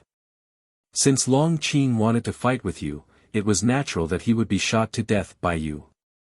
Hearing this, Ning-Kei thought to himself that the words left by the headmaster of academy on the stone outside the wooden door had already hinted at what might happen in the future. He was shocked and could not help but feel infinite yearning and admiration. At this moment, second brother was thinking about that extremely troublesome matter. Looking at the admiring expression on Ning Kei's face, his heart slightly moved. He said, "If you want to understand the headmaster's state, you need to concentrate on cultivation all your life." Ning Kei nodded subconsciously. Second brother said again, "The headmaster has never married in his life. Therefore, if you want to reach that state, you can't be bothered by the affairs between men and women. It's better not to think about marriage for the time being." Ning Kei said with a slight surprise, "Not for the time being?" Second brother said seriously, "Of course, it's better not to think about it forever." Ning Kei was shocked and did not care that it was a very dangerous thing to reason with second brother. He waved his hand and said, "If I don't get married in my life, won't I become a poor guy like my headmaster in the future? I can't do that." In the evening, Ning Kei and Mo Shanshan left the back of the mountain of the academy. The people in the back of the mountain of the academy gathered in second brother's small courtyard not far from the waterfall and began to hold a very important meeting. The number of people in this meeting was very orderly. Except for the scholars, everyone in the back of the mountain of the academy had arrived. Whether it was those who were playing zither and flute in the forest or those who were playing chess under the pine tree, they all showed up and found a corner to sit in. Usually, they would not be so well behaved, because most of the time, even second brother could not catch them from those remote corners of the back of the mountain. However, it was different today because eldest brother had returned. As long as eldest brother was in the academy, no matter where they hid, whether they pretended to be stones in the forest, squirrels in the pine tree, or grass in the flowers, they would be easily found. Nothing major happened in the academy recently. As for Ning Kei's entry into the human realm and his victory over Monk Guan Hai, the successor of the Lank Temple's elder, no one would take it seriously. Because in their opinion, even though youngest brother's state was a little low, he was still their youngest brother. How could he lose to others? Beigong Weiyang put his arm around eldest brother's shoulder and said bitterly, "Dear eldest brother, what on earth happened today that requires such a big commotion? Hurry up and finish talking. My tune has just reached an important part." Fifth brother looked at eldest brother and said impatiently, "Yes, senior brother. We have already welcomed you on the day you came back. What's the matter today?" Eighth brother is about to lose the game of chess. We can't let him take the opportunity to act shamelessly. Eighth brother sneered and said, "I think it's you who is about to lose. Why don't we go back now and continue?" The small courtyard was noisy. Eldest brother looked at the crowd helplessly and persuaded, "Don't worry, don't worry. Everything can be explained slowly." At this moment, a palm slammed heavily on the table. There was a loud clap. The room suddenly became silent. Everyone lowered their heads as the second senior brother's cold gaze slowly moved over. Eldest brother frowned slightly and said, "Jun Mo, don't be angry." Hearing this, second brother quickly stood up and said respectfully, "Senior brother is right. Jun Mo is wrong." This was the food chain in the back of the mountain of the academy. The second brother killed all the younger brothers and sisters. All the younger brothers and sisters were close to the eldest brother without fear or even contempt. But in front of the eldest brother, the second brother became a quail. Chen Pippi gently blew on his swollen hands. Looking at second brother who was standing obediently, he snickered and thought, "Jun Mo, you also have this day." However, under second brother's oppressive gaze, finally no one dared to say that they wanted to leave. No one dared to say another word. The room suddenly became much quieter, and even the sound of pen nib sliding on the paper could be faintly heard. Third sister, the female professor, Yu Lian, was concentrating on the hairpin-style small regular script. It seemed that everything that happened had nothing to do with her. "Today, I asked all the younger brothers and sisters to come here because something happened recently." Eldest brother said, "After youngest brother entered the human realm, there were many speculations in the world. Many ministers from the imperial court have entered the palace to see if they could appoint a marriage. The heavenly palace sent someone to the foot of the mountain to convey His Majesty's will. His Majesty wants to know what the Academy thinks. Chen Pipi was slightly stunned and said, "What is this? Alliance marriage or inferior marriage?" Eldest brother looked at him and said seriously, "Youngest brother is a man, so it can't be regarded as inferior marriage. But in my opinion, this kind of thing is really boring. I think neither the teacher or youngest brother will have this idea. After all, cultivators should get along with other cultivators, and it also depends on youngest brother." Eldest brother finally said, "Today, the calligraphy addict has entered the mountain and met everyone. What do you think of her? I have a very good impression of Shanshan, so I am very happy to see her and youngest brother get along well. Of course, you don't have to care about my opinion and my relationship with her." Hearing this, the people in the room began to discuss curiously. They thought to themselves, why would eldest senior brother be so cautious about the matter of youngest junior brother finding a wife? He even asked their opinions. Only the seventh sister noticed that after hearing this, the second brother's expression was obviously a little displeased. "I haven't even eaten a grain of rice. I only wrote 2 chapters in 8 hours. I really admire myself." Bitter smile. "It turns out that I am a bitch." To be continued. If you like this work, please come to Chidian.com to vote for me. Your support is my greatest motivation.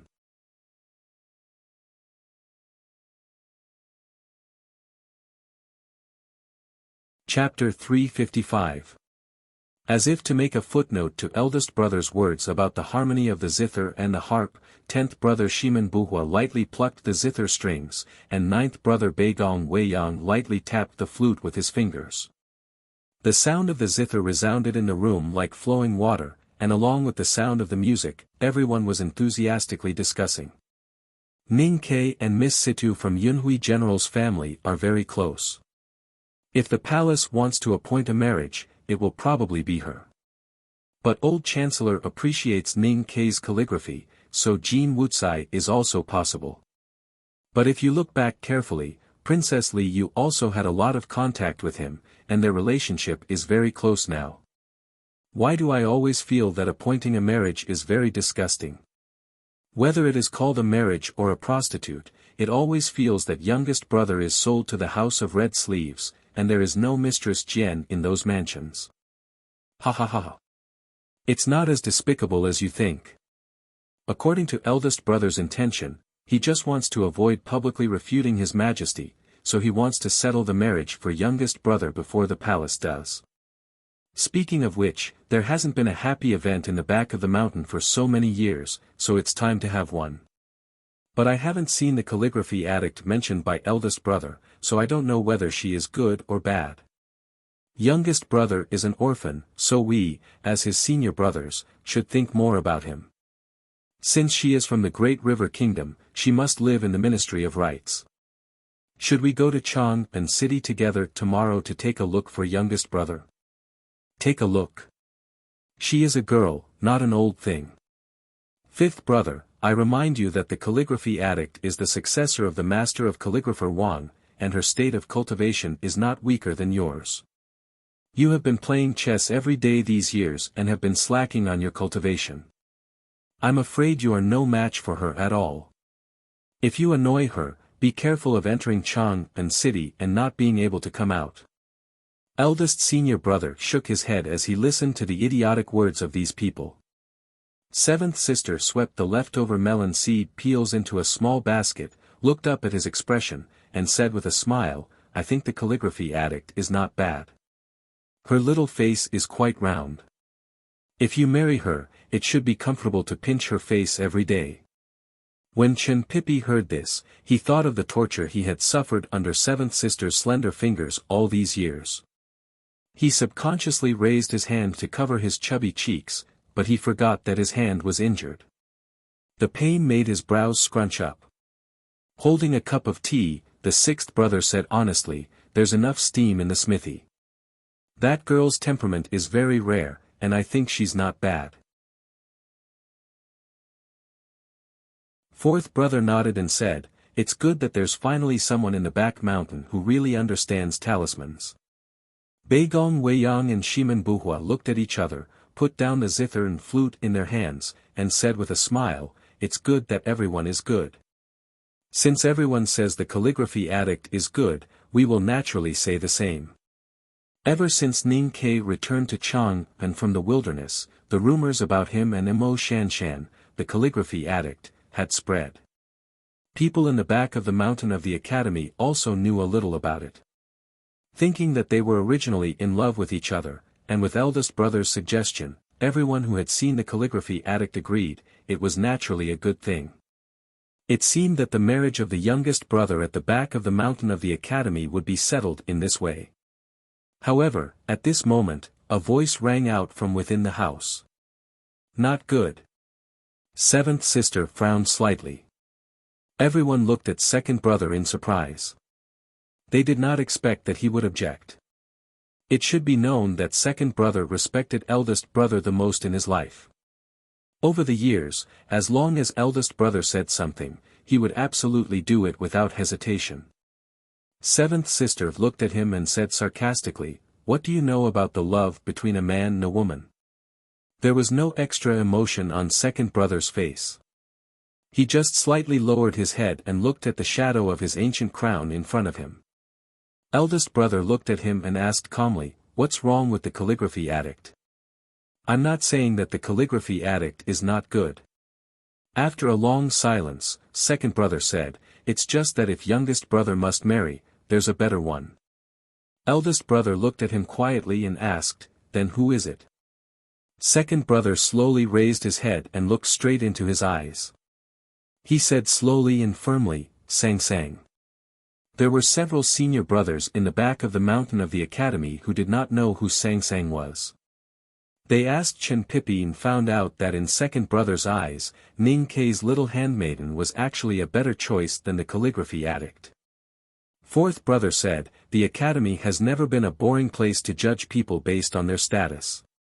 But since the little girl named Sang Sang is youngest brother's handmaiden, it will be against the law of the Tang Empire if she gets married. It will always be troublesome. Second brother said expressionlessly, it's not troublesome. We just need to remove her registration. Fourth brother glanced at him and said nothing more. Eldest brother looked at his eyes quietly and suddenly said with a smile, I insist on my opinion. Second brother looked back at him calmly and firmly, I also insist on my opinion. Eldest brother said, most of the younger brothers and sisters support my opinion. Second brother said expressionlessly, senior brother, you let everyone not care about your relationship with Mo Shanshan. But the relationship already exists, so the opinions of the younger brothers and sisters are meaningless to me. Eldest brother said calmly, well, the opinions of the younger brothers and sisters should not be involved. But what about my opinion? I don't know why you have such an opinion, senior brother. Second brother looked into his eyes and asked, I really want to know why you wanted to take the calligraphy addict as your sworn sister in the wilderness. Were you planning to do this at that time? Eldest brother smiled and said, I just think that Shanshan is a good girl and a good match for youngest brother. Second brother did not smile and said, then why can't Sang Sang be a good match for youngest brother? Eldest brother looked at him quietly and asked thoughtfully, what do you think about Sang Sang? Second brother stood up and walked to the window to look at the stars above the waterfall. He said, that day, Yen Sei and Wei Guangming died together.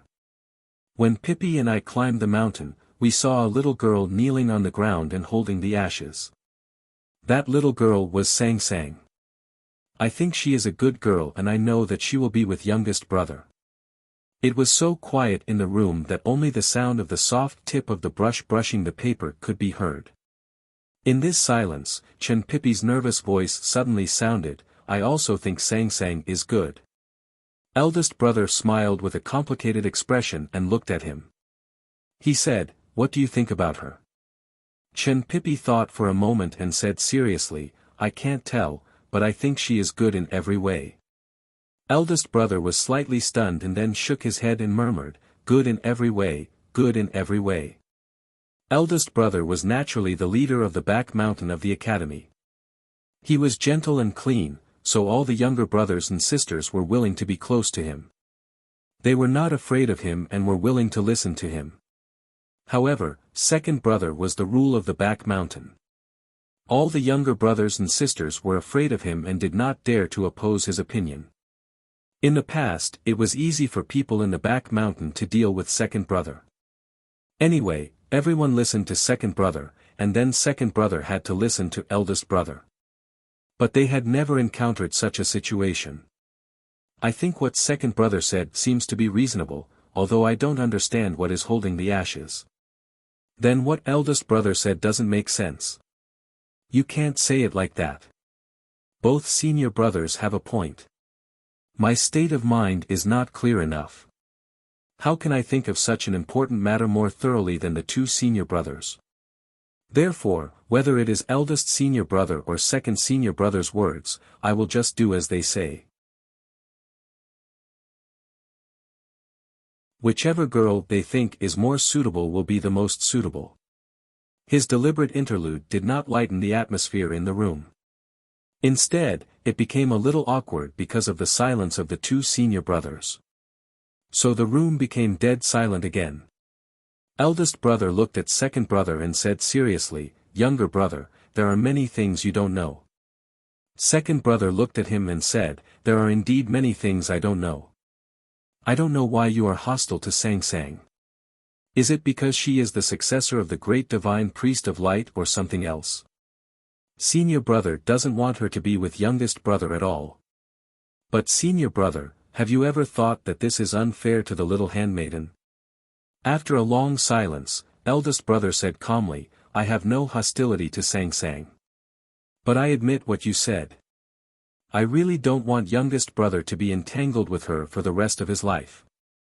Second brother looked at his eyes and asked, why? Eldest brother said, there is no reason. It is just a feeling. Second brother said, senior brother, I have always believed in one principle in my life. Everything needs a reason. Eldest brother looked at him and said, you don't need to know. Teacher knows. Second brother said, then why don't we wait for teacher to come back? Eldest brother said, because the palace has sent the news. Second brother said indifferently, if we don't agree, who dares to marry youngest brother? Eldest brother frowned slightly. Second brother said, I haven't seen senior brother frown for 10 years. Why do you frown? Do you also think there is something wrong with this? Eldest brother was still frowning. He looked at him and shook his head. That's because I find that after so many years, you still haven't grown up. You are still the hot-blooded young man who only knows to be stubborn and can't see the whole picture. Second brother said angrily, teacher will never let us take another road in advance just because he saw some dangerous turns or shadows ahead of us. I believe that teacher will not punish the innocent in advance because of something that has not happened. So I think senior brother, you are wrong today. People in the back of the mountain of the academy had never seen eldest brother and second brother disagree or even argue about something. What's more, the argument seemed to have developed into angry accusations. Everyone was shocked into silence. They didn't even dare to breathe loudly, let alone speak. It was quiet, except for the sound of the soft tip of the brush gently sliding across the paper. Everyone looked at third sister, who was quietly drawing the hairpin-style small regular script in the corner of the room. Third sister of the back of the mountain of the academy liked to be quiet and hated to be active. She didn't talk at all and rarely interacted with her peers. But everyone knew that even the headmaster of the academy praised her profound knowledge and vision, so they hoped that she could resolve the current stalemate. There is one more chapter. To be continued. If you like this work, please come to Chidian.com to vote for me. Your support is my greatest motivation.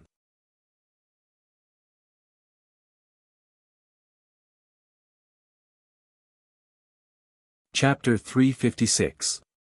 In such an oppressive atmosphere and quiet environment, even gazes seem to have become heavy. With so many gazes added together, the fine brush finally slowed down. The female professor, Yu Lian, glanced at the small regular script on the paper and nodded. She put the pen on the delicate small inkstone and then looked at the younger brothers and sisters who were looking at her expectantly. She was indeed the third sister of the academy who was praised by the headmaster of the academy. She only used one sentence to solve the never-before-seen dispute between the senior brothers in the academy and made a direct judgment on the debate between the two senior brothers. "You are all wrong." Yu Lian looked at the eldest brother and second brother and said calmly, "Whether the calligraphy addict or the little maidservant is a good match for Ning Kai, there is no answer. Because the word matched stresses on each other's feelings. No matter how you insist on your own opinions, how can you know Ning Kai's feelings?" The second brother slightly frowned and said, "Youngest brother is an orphan. He has no parents or relatives. The back of the mountain of the academy is like his home. Of course, his marriage should be decided by the headmaster or us senior brothers and sisters." Yu Lian smiled and said, "That's why I said you are wrong. You don't understand, youngest brother. I watched him climb the old library, vomit blood and pass out, and silently lose weight day after day by the window. I know what kind of person he is. Not to mention the palace's arranged marriage, not to mention who our senior brothers and senior sisters want him to marry. Even if master comes back and asks him to marry Haotian's daughter, he still won't agree if he doesn't want to. If he agrees, no one can object." She turned to the eldest brother and said calmly, "You have to walk the road of life on your own to know the taste. So in the end, it is up to him to choose.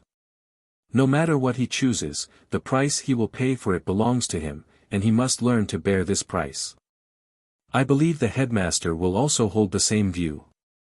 After saying this, third sister Yu Lian packed up the ink, paper and inkstone on the table and left the small courtyard without saying goodbye to the others. The loose academy uniform on her petite body swayed in the wind and disappeared into the night. In the previous academy debate, the eldest brother's words were hard to understand. The second brother's words were also vague. At this time, the third sister's words were also vague. They believed that the three of them could only vaguely feel something, so the others could not understand at all. The two senior brothers fell into silence. The younger brothers and sisters followed the third sister's footsteps and left quietly. Seventh sister Mu Yu looked at the two sitting in the chairs worriedly. She filled the teapot on the table with hot water and then left the room. The candlelight gently swayed, and the faint sound of a waterfall flowing into a pond came from the back of the courtyard. After a while, the eldest brother stood up slowly. His clean eyes were full of tiredness. The second brother stood up and bowed respectfully. The eldest brother said, "Since she said so, it seems that we are indeed wrong. But I still insist on my opinion. Moreover, I can't think of any reason why he wouldn't choose her since he and Shanshan are in love with each other." The second brother thought for a moment and said, "Because he can't let go of Sang Sang." The eldest brother suddenly thought of a possibility. He frowned and said, "Will the youngest brother want both of them?" The second brother said seriously, "Such greed will incur the wrath of heaven. Although the two girls are very different in status, they are not the vulgar women in the world. How can the youngest brother be so happy?" The eldest brother looked at him quietly and suddenly asked, "Jun Mo, how much did you see?" The second brother said after a moment of silence, "When Yen Sei and Wei Guangming turned into ashes, I saw the movement, but I still couldn't see it clearly." "Did you already see what would happen in the future?" The eldest brother smiled bitterly and said, "I'm afraid that even the headmaster couldn't see it, let alone you and me." The second brother frowned slightly and said, "I don't know how much Yu Lian saw. Her attention has always been on the youngest brother. I'm afraid she's not as good as you and me." After saying this, the eldest brother kept silent for a long time. Then he reached out and patted the second brother's shoulder gently and said, Jun Mo, maybe you're right. But I can't bear to do it. Second brother was tall, so when he saw that Shixiang was going to pat his shoulder, he leaned forward out of habit so that Shixiang could pat him more easily. The ancient crown on his head almost hit to Shixiang's face. The two looked at each other and smiled. The negative emotions brought by the previous argument were all gone. Only the word, can't bear, was still echoing with the sound of the waterfall. Ning Ke didn't know that the back mountain of the academy held a meeting for his marriage. He also didn't know that the two senior brothers, who didn't want to mess with the world in his eyes, had a fierce conflict because of this matter. Recently, he continued to take Shanshan to play in Chang'an City. The winter was gradually fading, and they went to various study rooms to appreciate the works of predecessors. In the more than 20 years of his previous lives, he had never been in love. He didn't even have close contact with the opposite sex. Therefore, he didn't know whether he and Shanshan were in love or not. After they said they liked each other on the red wall and white snow that night, the relationship between them didn't seem to change at all. It was still quiet and casual, and they didn't even hold hands. The only difference was that the girl occasionally revealed her shyness when their shoulders touched. It was this shyness that made up for most of the regrets Ning Ke had about love. When he took Shanshan through the streets and alleys of Chang'an City, he often thought of the maidservant who leaned against him by the bonfire at the entrance of Northern Mountain Road and Situelan who strolled with him by the North Yen Lake. Only then did he understand that the source of his joy was a response. This feeling was really good, even if there was no intimate physical contact, sweet talk, or solemn vows. So Ning Ke was very willing to continue walking with Shanshan. It was just that when they passed through the narrow alleys and the shadows of the winter trees, and when they stepped on the pine snow that was gradually melting by the lake, he would occasionally feel that somewhere in his heart had become a little empty. In the evening, the two walked to Lin 47th Street.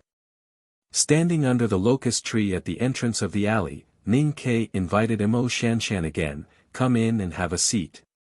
There must be enough food. Mo Shanshan looked at the door of the old brush pen shop not far away and said softly, no need. Ning Ke was puzzled and asked, why? Mo Shanshan looked at the tips of her shoes sticking out of her skirt and said softly, I was very happy to walk with you in Chang'an. I was also very happy to comment on those calligraphy and paintings with you. I was very happy that night when you said you liked me. Then she raised her head and looked at the inconspicuous dimple on Ning Ke's cheek. Her eyelashes fluttered slightly, and she suddenly raised her hand and gently poked it with the tip of her finger. She smiled and said, but only liking me is not enough. After returning to the old brush pen shop, Ning Ke was still thinking about the meaning of Mo Shanshan's words. If he was asked to solve mathematical problems or to comprehend the state of cultivation, it would probably be much easier than understanding what girls were thinking. Therefore, he was a little confused. Young master, it's time to eat. Sang Sang scooped 2 bowls of chicken soup from a small urn and asked, do you want some chopped green onion? Ning Ke said, your chicken soup is the best in the world, so you should drink it as it is. Don't add green onion. If it was in the past, Sang Sang would usually be happy to be praised by Ning Quebec. Although she might not smile, she would always press the spoon hard in the bowl when she refilled it for him. But today, she seemed not to hear it at all. She just refilled Ning Ke's bowl in silence, and then silently sat on the other side of the table and silently picked up the chopsticks. Ning Ke looked at her expression and suddenly realized that his whereabouts were indeed a little erratic these days. He smiled and explained, I told you that night that those shameless senior brothers and senior sisters of the back mountain of the academy threw me into Chang'an City as a hatchet man, so I have been waiting for someone to come and challenge me these days. Sang Sang softly nodded and then held the bowl and continued to eat. After Ning Ke finished the chicken soup, he poured 2 spoonfuls of white rice in the big bowl in front of him and then quickly ate the rice. It was quiet around the table. Ning Ke suddenly raised his head and looked at Sang Sang across the table. He said, "Since you were very young, we have been discussing what kind of sister-in-law we should find for you." Sang Sang gently put the bowl on the table and looked at him. She said, "It's young mistress. That's what I called her after we left the city of Wei." Ning Ke could not help laughing when he thought of the past when he took Sang Sang to the House of Red Sleeves to choose girls. Then he finally understood why he always felt a little empty in his heart these days. It was because he had not heard someone's opinion, or he had not reported to someone, or he wanted to hear something he wanted to hear. He looked at Sang Sang and said seriously, "What do you think of Mo Shanshan?" Sang Sang looked at his eyes very seriously. After a long time, she picked up the bowl again and said, "Very good." Ning Ke looked at the little girl who was about to bury her little face in the bowl and asked with a little surprise, "Very good?" Sang Sang's little face popped out of the bowl and looked at him. She said, "Very good." Ning Ke looked at her eyes that were as clear as a small pond, her hair that was as yellow as the grass after the snow, her small dark face, and the rice stuck on her face. He was silent for a long time, and then he smiled wordlessly. "It's nothing. I was just asking." He reached out to pick up the rice stuck on Sang Sang's face and threw it into his mouth skillfully. Then he lowered his head and continued to eat. Somehow, he felt a little depressed. He silently thought that Sang Sang was still a child. After dinner, Sang Sang boiled water and washed the dishes as usual, while Ning Ke began to write talismans. When he was tired and sleepy, he would casually write a few pieces of calligraphy to refresh himself. When it was late at night, he would warm his feet and get ready to go to bed. Although the midwinter was almost over, spring had not really arrived. Chang'an City was still a little cold at night. The two still slept on the brick bed built last winter, head to feet facing each other as in the past. Sang Sang's little feet were washed clean. Ning Ke held them in his arms. He felt very comfortable when he touched the pair of smooth, delicate, and white feet. He kissed them and then closed his eyes to fall asleep. No matter how one looked at it, it seemed to be a repeat of the night that Ning Ke and Sang Sang had spent in the past 15 years. It was just an ordinary night. However, Sang Sang did not fall asleep at all. She opened her bright eyes and quietly looked at the roof covered with waste talisman paper. It was as if she was looking at the rock wall of the cave in Min Mountain and the mud wall of the small courtyard in the city of Wei, where she used to live in the past years. Once I write about Sang Sang, I feel good. It seems that I really have to follow my fate. This chapter's title is great. To be continued. If you like this work, please come to Chidian.com to vote for me. Your support is my greatest motivation.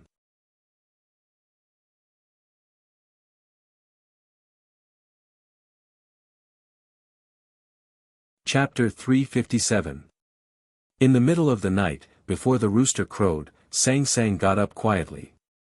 She put on the loose handmaiden uniform and the worn cotton shoes, and walked out of the bedroom to the courtyard. She wiped the remaining snow on the edge of the well, filled the water tank in the kitchen with water, and put the firewood she chopped the day before in the corner. Then she picked up the broom, walked to the front of the shop, and swept the floor clean. Then she began to wipe the table and tidy up the scattered writing brushes, ink, paper, and inkstone. She squatted by the door and carefully checked whether there were any problems. These were the things she usually did every day, but today she was more focused and serious. She finished everything well. The sky in the east was already faintly showing some morning light. She squinted at the sky, walked out of the old brush pen shop, and went to the alley to buy 2 bowls of hot and sour noodle slice soup. Sitting at the table, Sang Sang quietly ate her own hot and sour noodle slice soup, and then washed her own bowl. She walked back to the bedroom and began to pack up her clothes. She took out the box from under the bed, divided the thick notes into 2 identical piles, and put the one that she thought belonged to her in her arms. She walked to the side of the Kong and looked at Ning Kei, who was still sleeping soundly. She slowly frowned and looked at him seriously for a long time. Then she picked up her luggage and left without any hesitation. The door of the old brush pen shop opened. The door of the old brush pen shop was closed. Because she had repaired it a few days ago, the door didn't make any sound and didn't alarm anyone. She carried her luggage and left silently. Her thin figure disappeared in the Lin 47th Street where the night and the morning light converged. She never appeared again, as if she had never been here before. The Grand Secretary's mansion was quiet in the morning light.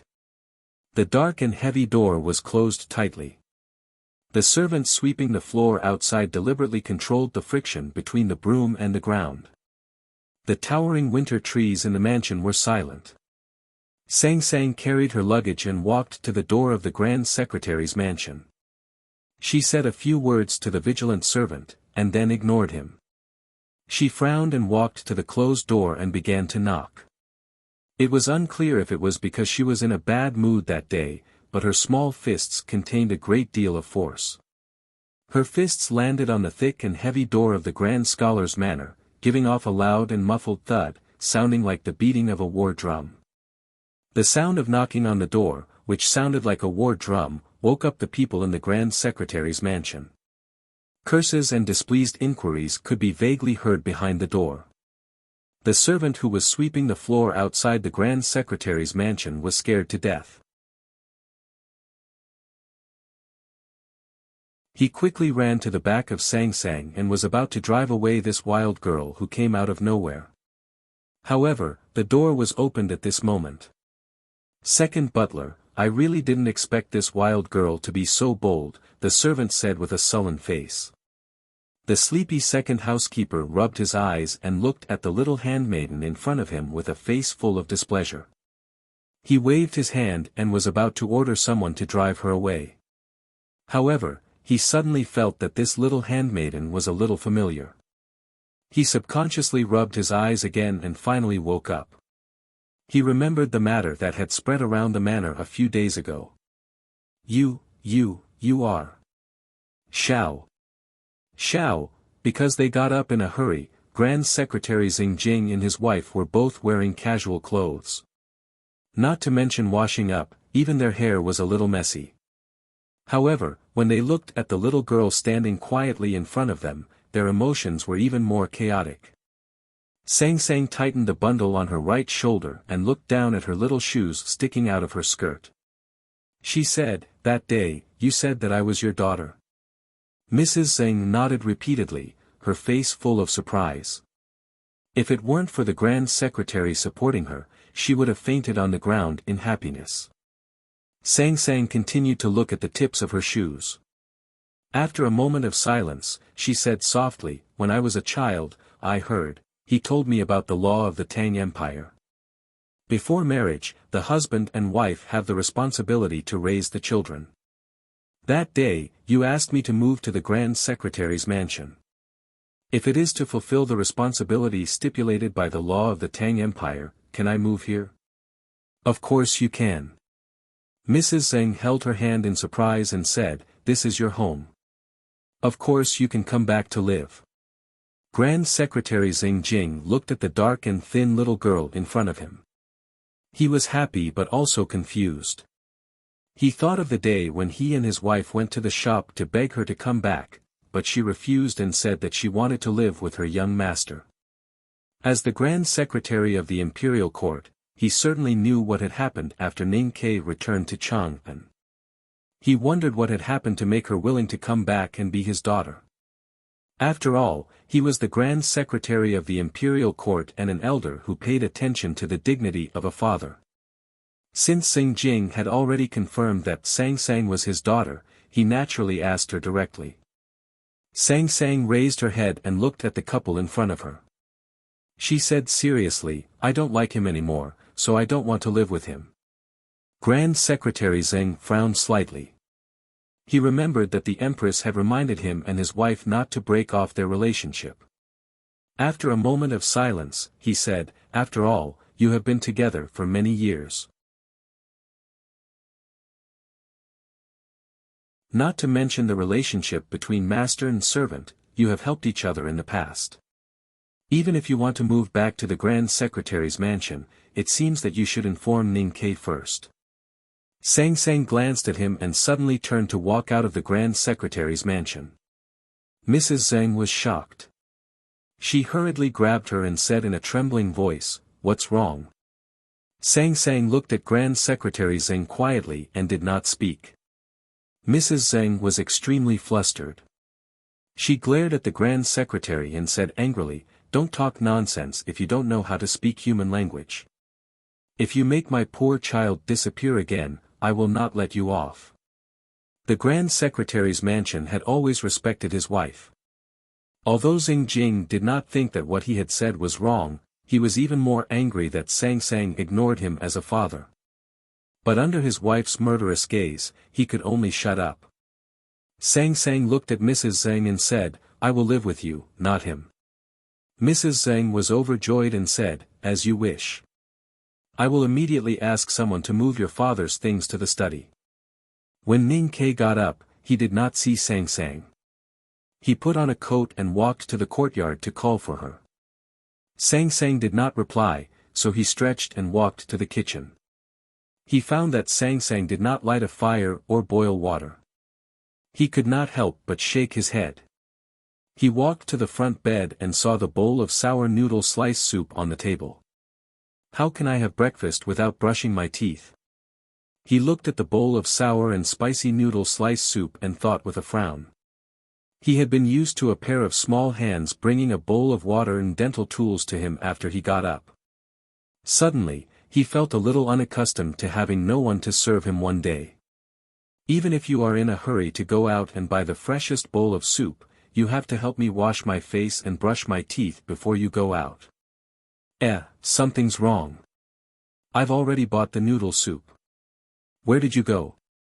Ning Ke sat at the table and ate the sour and spicy noodle slice while thinking about where Sang Sang had gone. In the end, he guessed that her stingy habit had acted up again and she insisted on going to the South Gate Market to buy fresh vegetables from farmers outside the city.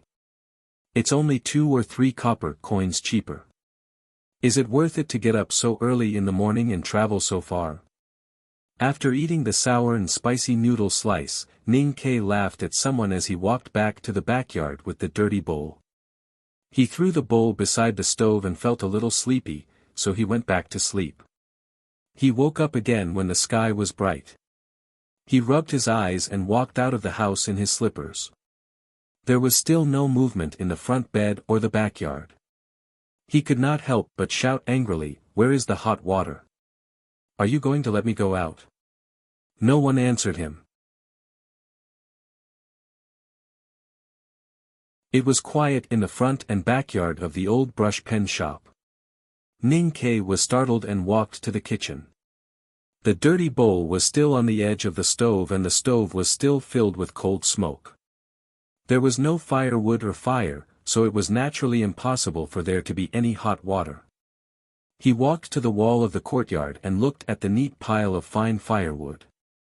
He shook his head and sighed. Then he carried a small pile of fine firewood back to the kitchen and started to boil water. Although it had been many years since he had done any housework, he had been responsible for their lives in the past few years, so it was not difficult for him to start a fire and boil water. Not long after, the water in the pot began to emit steam. Ning Ke looked at the steam on the pot and suddenly felt that something was wrong. After the water was heated, he washed his face and for some unknown reason, he washed the dirty bowl on the edge of the stove. If it were any other day, he would have gone to the academy or wandered around Chang'an. But today, he did not go anywhere. Instead, he silently walked to the front berth and sat in his armchair. Looking at the tables, chairs, and shelves that had been polished until they shone, and at the clean floor that had been swept clean, he began to stare blankly. He was silent by the table for a long time, and his face looked a little stiff. From time to time, people passed by in the alley. He would raise his head when they reflected on the door, but no one pushed the door open. No one pushed the door open. Ning Ke waited in silence until it was almost noon. He suddenly got up, opened the door and walked out. He went to the Bianfang in the eastern city to buy a roast duck and some vegetables in the market. Then he returned to the old brush pen shop. Sang Sang was still not in the shop. Ning Kei went into the kitchen after a moment of silence. He picked up the spatula and fried 2 plates of vegetables, steamed a pot of rice, peeled the roast duck, and put it on the plate beautifully. Then he brought it to the front bed. 2 pairs of chopsticks, 2 big bowls of steaming white rice, and a sumptuous meal. Ning Kei looked at the meal on the table with satisfaction. He put his hands on his knees and continued to wait. However, after a long time, no one came back for lunch. There were still 2 pairs of chopsticks, but only one person, and the rice and vegetables were already cold. Ning Kei stared at the meal on the table for a long time, and then he picked up the chopsticks and began to eat. However, for some reason, his hands were trembling. He tried for a long time, but he could not even pick up a single vegetable. He grabbed the chopsticks and wanted to throw them out, but he forcibly restrained himself and slowly put them on the table. He suddenly stood up and walked back to the bedroom in the backyard. He rudely lifted the bed board, took out the box, and poured all the contents of the box on the bed. Looking at the fluttering notes, he finally confirmed that she had left by herself. Ning Kei folded the notes again and put them into his arms expressionlessly. He took out the primordial 13 arrows from the sundry box in the corner and put them into his bag. He stuffed all the fu papers into his sleeves, picked up the chopper beside the pile of firewood, and put it into his waist. Finally, he put the big black umbrella on his back and walked out of the old brush pen shop. He knew that Sang Sang should not be in danger, but he knew that this would be the most difficult battle he would face in his life. So he brought all the most important things with him.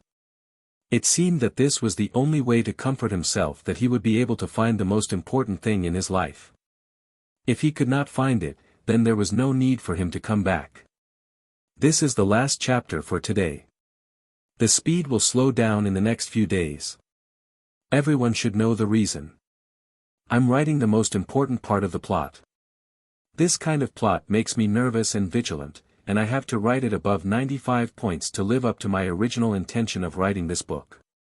So it will be slow, but I believe that it will definitely be good. That's good. To be continued.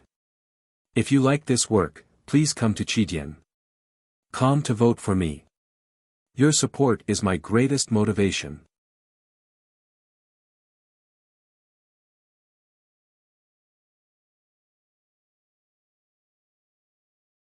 Chapter 358. With a chopper on his waist, an arrow box in his hand and a big black umbrella on his back, Ning Kei left the old brush pen shop and came to the street to start his journey to find Sang Sang. The first stop was the fake antique shop owned by Wu Lao next door. He pushed the door open and asked directly, "Aunt Wu, have you seen my Sang Sang?" The old brush pen shop was now a legendary shop on Lin 47th Street. Many people knew that the shop was not a simple place because of the stories in the past year. Seeing Ning Kei's expression, Aunt Wu felt a little scared. She shook her head and said, "No, I haven't seen her." Ning Kei turned around and left without any hesitation. Then he came to a gambling house in West City and directly found Mr. Chi, the leader of the Fish Dragon gang. "Have you seen my Sang Sang?" Mr. Chi said with a slightly strange expression, "I saw her when I sent the banknotes a few days ago. But I haven't seen her these days." "What happened to Sang Sang?" Ning Kei slightly frowned and asked, "What happened to her before?" Mr. Chi said, "Before you came back, she was asked by the Chang and local government once. No one knew what case she was involved in. It was the military that directly took action. I failed to stop it. But you don't have to worry too much. Sang Sang was not bullied and came out on the same day.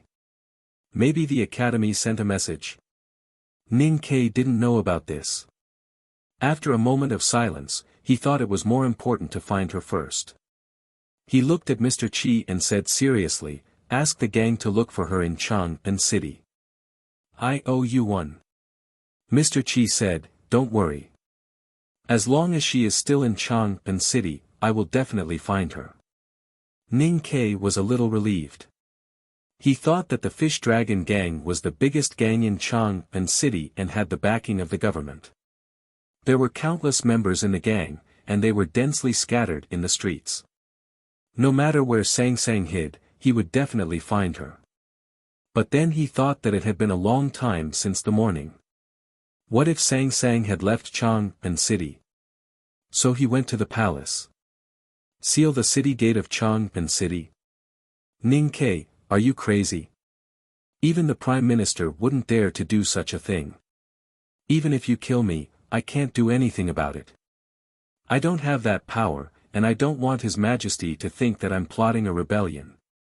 Su Chongshan, the deputy commander of the bodyguards, was about to continue scolding Ning Ke, who was lowering his head.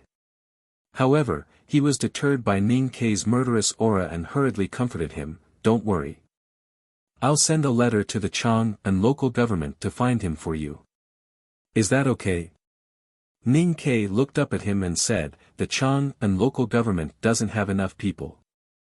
Can you help me issue an arrest warrant? Su Chongshan gasped. He could tell that Ning Ke was about to go crazy today, so he did not dare to refuse directly.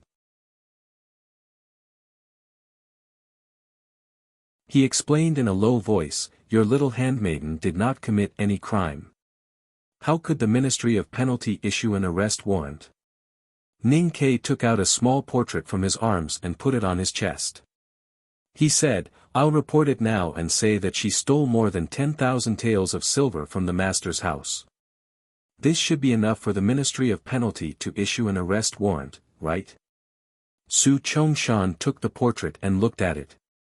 He thought that Ning Ke's drawing skills were much worse than his writing skills. When he was about to say something, he looked up and saw that Ning Ke had already walked out of the imperial city. He could not help but sigh. Looking at the back of Ning Ke, who was full of murderous aura, Su Chongshan sighed and shook his head. He thought that if anyone in Chang'an saw Ning Ke in such a state of mind, that person would be courting death. Then he suddenly thought of a rumor in the imperial court and hurriedly chased after Ning Quebec. However, Ning Ke was too fast and disappeared in an instant. No one knew where he had gone.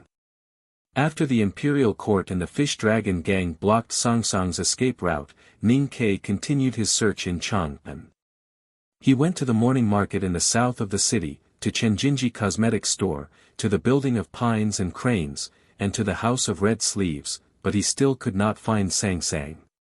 However, everyone who saw him was stunned by the murderous aura of his weapons. It seemed that the murderous aura was about to tear the whole city apart. Finally, he went to the princess mansion and heard the answer he wanted to hear from Liu. However, the answer was completely out of his expectation, so he was at a loss for what to do. Ning Ke looked at Liu and asked, why didn't I know about this? Liu looked at him and said sarcastically, maybe it's because someone has been busy spending time with the calligraphy addict in Chang'an these days and has no time to care about what happened to his little handmaiden. Ning Ke looked at her and asked seriously, Your Highness, are you mocking me? No. Liu looked at him and said coldly, I am mocking you. Ning Ke asked, why? Liu answered, because Sang Sang is my friend. After a moment of silence, Ning Ke said, I see. The Grand Secretary's mansion of the Imperial Library was quiet today. The atmosphere in the study room was especially tense and oppressive. The source of all this tension was Ning Ke, who was standing in the study room. It came from his expressionless face and the dangerous aura he exuded. Xing Jing, the Grand Secretary, had already given up his seat and the housekeeper had already served tea. However, Ning Ke did not sit down because he had been sitting at the table of the old brush pen shop for a long time today. He did not drink any tea because his mouth was already very bitter, and he was not in the mood to chat at all. Ning Ke looked at the sleeping gear in the corner of the study and frowned slightly. He thought that the Grand Secretary slept in the study all year round. Didn't that mean that the relationship between the couple was not harmonious? Such a couple was not suitable for Sang Sang's parents. Moreover, this matter was a little strange. Why did Sang Sang suddenly have a pair of parents?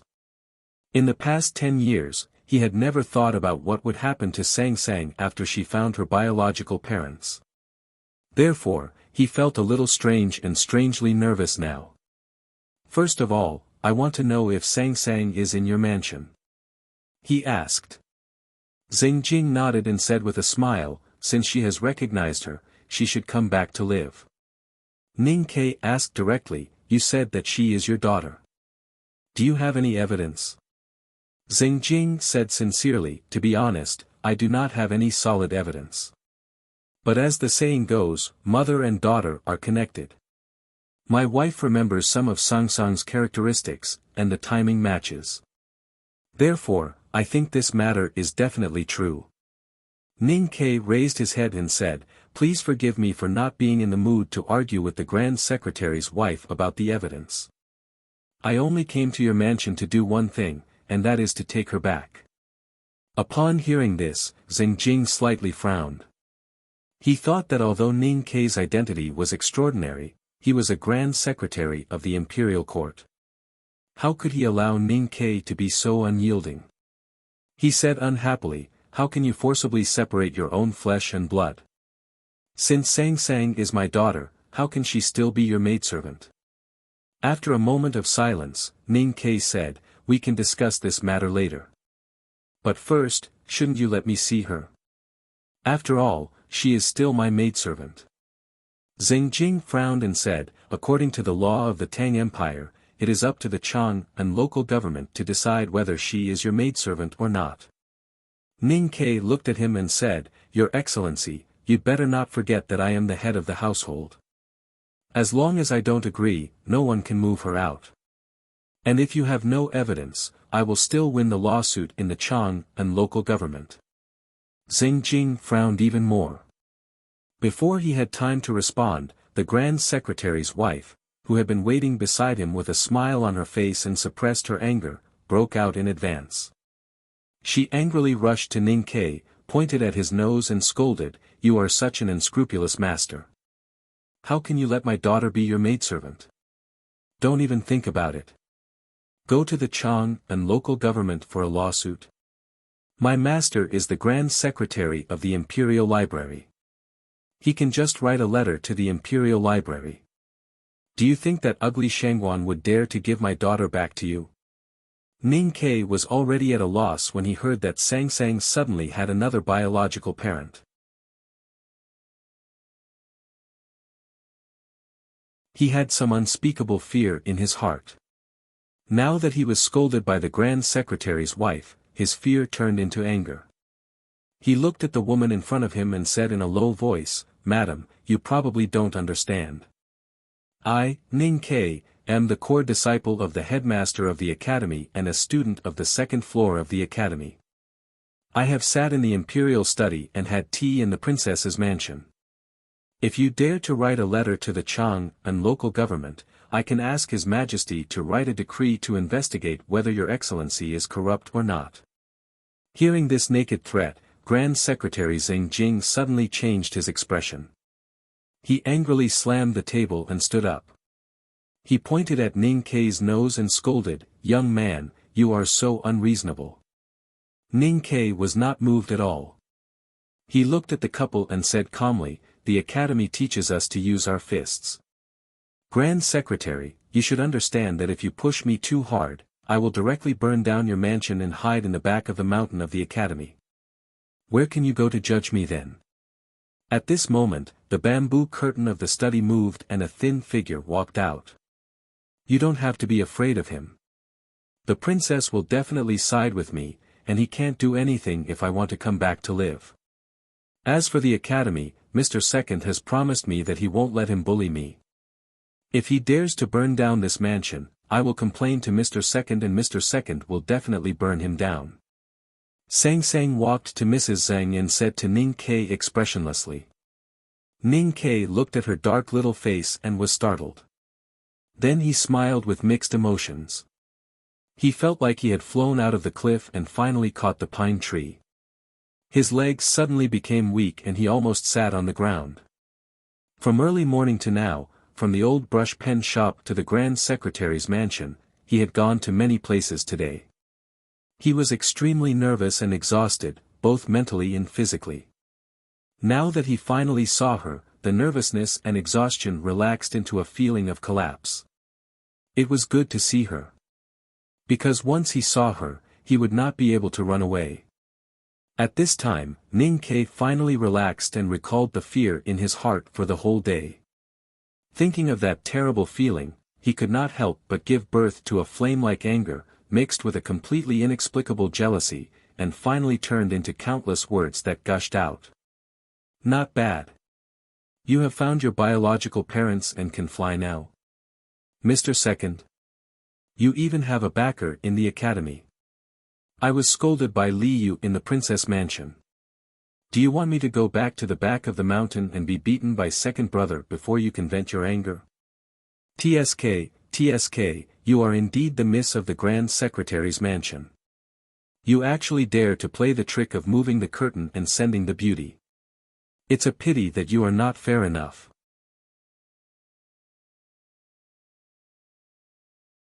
You are not a beauty, you are just a little person. His words could be said to be extremely sarcastic. Anyone who heard it would probably be angry and start a fight with him. Mrs. Zhang was so angry that she covered her chest. However, Sang Sang's little face was still expressionless. She only looked at Ning Ke's eyes and said very calmly, "What does it have to do with you?" Today's chapter can only be said to have barely passed. There is something wrong with my brain. However, I have thought it through. Tomorrow's chapter will definitely be very exciting. Let me add that the night of the exam is a comedy. Everyone, don't be too serious. Boo-hoo. I heard that some students who are taking the college entrance exam tomorrow are actually waiting for the update. Damn, I am so angry. Be careful that I don't wake you up like how Ning Ke beat up Sang Sang. Go to sleep. I have not updated much these few days, so you don't need to read it. I wish everyone a smooth exam. Yi Tianqing, Fan Xian, Su Lu, possess me. It's best to transform into Ning Ke. Damn, I found out that all I wrote are exam-oriented education geniuses. Come on everyone. To be continued. If you like this work, please come to Chidian.com to vote for me. Your support is my greatest motivation.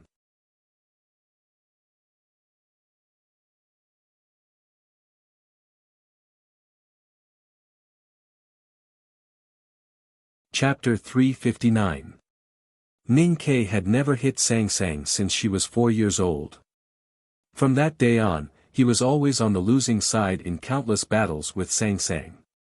For example, at this moment, Sang Sang dissolved all the sarcasm in Ning Ke's words with just one sentence and turned it into a bolt of lightning, which made him stiff all over and filled his heart with endless resentment. What does it have to do with me? What does it have to do with me? Why does your business have nothing to do with me? The more Ning Ke thought about it, the angrier he became. He was so angry that he trembled like Mr. Wu next door. He rolled up his sleeves and searched around the study of the Grand Secretary's mansion, like an ant on a hot pan. He wanted to find a small wooden stick and find the beautiful life before Sang Sang was 4 years old. However, there was no wooden stick in the study, and their life could not go back to the time before she was 4 years old. Even if he found it, he could not really take off Sang Sang's pants and slap her butt. So after a while, he walked back to Sang Sang helplessly and said with his head down, "Come back with me." Sang Sang whispered, "No." Ning Ke raised his head and stared into her eyes, asking, "Why not?" Sang Sang answered softly, "Because I'm not happy living there." "Why not?" "It doesn't make sense." "I'm just not happy." "You're not unreasonable, you're just brainless." "What does it have to do with you?" Ning Ke said angrily, "I'm the young master, and you're my little handmaiden." Of course it has to do with me. Sang Sang lowered her head and said, "You asked me to call you young master after we came to Chang'an." Ning Ke sighed softly and said sadly, "I raised you since you were little." Sang Sang raised her head and said seriously, "Not yet. After you were 8 years old, I was responsible for washing clothes, cooking and all the housework. So I raised you." Ning Ke had been preparing his emotional attack for a long time, but it was interrupted coldly at the beginning. He did not even have the chance to say anything like poop or pee. This feeling was very uncomfortable, as if he choked on hot and sour noodle slice soup. He suddenly realized that Sang Sang was not a person from the city of Wei, nor was she a senior brother or sister from the academy. She was the person who knew him best in the world and would not be deceived by his simulated emotions. His best tricks were useless against her. He said angrily, "I earned the money, didn't I?" Sang Sang frowned and said, "But it was my idea to earn money. If I hadn't forced you to sell your calligraphy after we came to Chang'an, we would still be poor." Ning Ke's mind was not clear at this time, so he did not hear the word "we." Otherwise, he would have been more confident. But because he did not hear it, he was full of grievances and sorrow.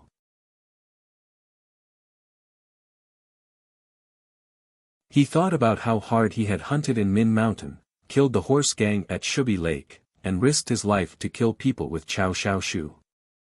Although it was to repay Darky's kindness, it was also to earn more money for the family. In fact, he knew very well why Sang Sang ran away from home. It had nothing to do with her finding her biological parents or anything else. After a moment of silence, he continued to roll up his sleeves. Sang Sang continued to look down at the tips of her shoes. Mrs. Zheng was shocked, thinking that he was going to hit her daughter. She gritted her teeth and rushed over, wanting to knock him to death or herself. Zheng Jing hurriedly pulled his wife back. He frowned and looked at Ning Ke and Sang Sang in the study. He felt that the relationship between the two of them was not the master-servant relationship he had imagined. What was even more amazing was that the two of them seemed to be in harmony even though they were arguing. It was as if they were a complete world that no one could separate. Yes, when Ning Ke and Sang Sang were together, they were a world. This was a world where people were used to helping each other and never thought of forgetting each other in Jianghu. Now, this old world finally had a crack, and was about to split or recombine. The rules of the world were about to change, but no one knew whether it would change in the direction of light or darkness, or whether there would be a big explosion and create a completely new world. Ning Ke looked at Sang Sang and said seriously, "We have to make things clear. No matter what, I will definitely get married. We can't live like this for the rest of our lives."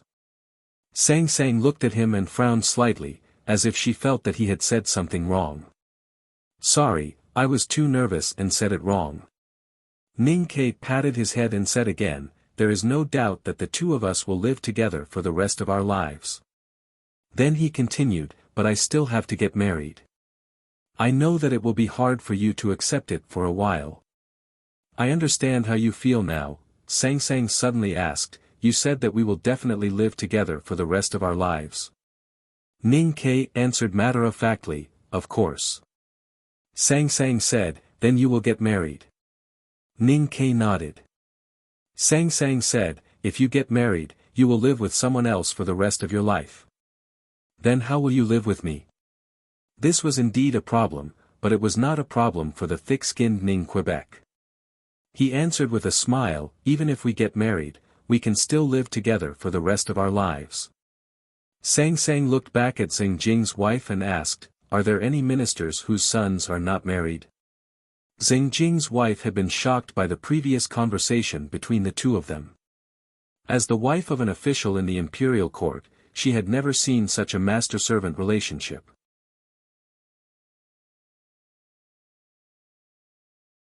When she suddenly heard her daughter's question, she did not come back to her senses for a moment. She answered subconsciously, "Many officials' mansions are choosing." Sang Sang looked back at Ning Ke and said, "Then I will marry them." Ning Ke was stunned. He was a little annoyed, but he was also a little shy because of this annoyance. When all of these gathered together, they became shameful and angry. He scolded, "How old are you? What marriage?" Sang Sang said, "I heard that in the Great River Kingdom, people can get married at the age of 14. Hearing the 3 words, Great River Kingdom, Ning Ke felt that he had lost half a head. His boldness was immediately deflated. He tried to persuade her gently, "But we are in Chang'an." Sang Sang said, "Even in Chang'an, I can get married in another year when I turn 16. Ning Ke was stunned and said angrily, "You are dark and thin, and you have been a handmaiden for more than 10 years. Do you think those rich young masters will be willing to marry you?"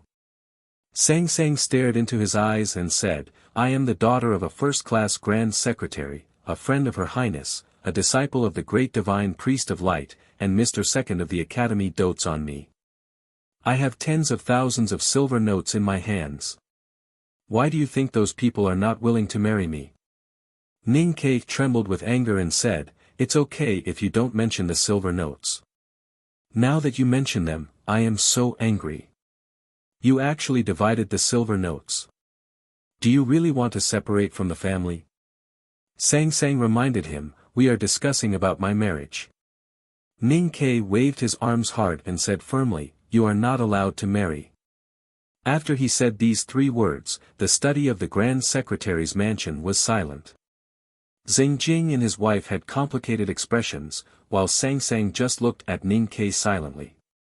Ning Ke put down his arms in embarrassment. Ning Ke looked at her eyes and finally knew that Sang Sang had grown up. She was no longer the little girl who followed him around and learned to talk.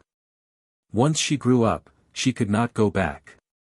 The little girl would become a little girl, then a little girl, then a little girl, and finally a little woman. This was an irreversible process, so she had to start thinking about what would happen after she grew up, whether it was happiness or sadness. Little girls had to get married when they grew up. Could he just watch Sang Sang marry someone else? No matter if it was a skinny little girl or a young girl, or a bloated and nagging girl after marriage, or a white-haired girl lying on the bamboo chair. As long as she was Sang Sang, he could not watch her marry someone else. If he did not allow her to marry, then why should she watch him marry someone else? Ning Ke lowered his head. He was a little helpless, a little flustered, a little confused, and a little bit understanding. He understood how Sang Sang felt when she left home in the morning.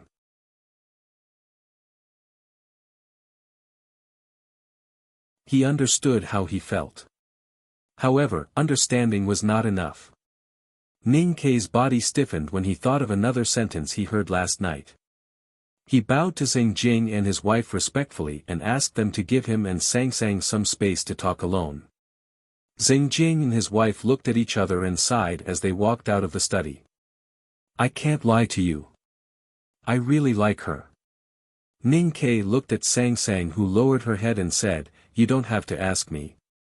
I know what you want to ask. When I was a child, I did say that I liked those girls when I peeked at them bathing. When I saw Dewdrop and Lu Shui in the House of Red Sleeves, I also said that I liked them. But, she is different. I really like her."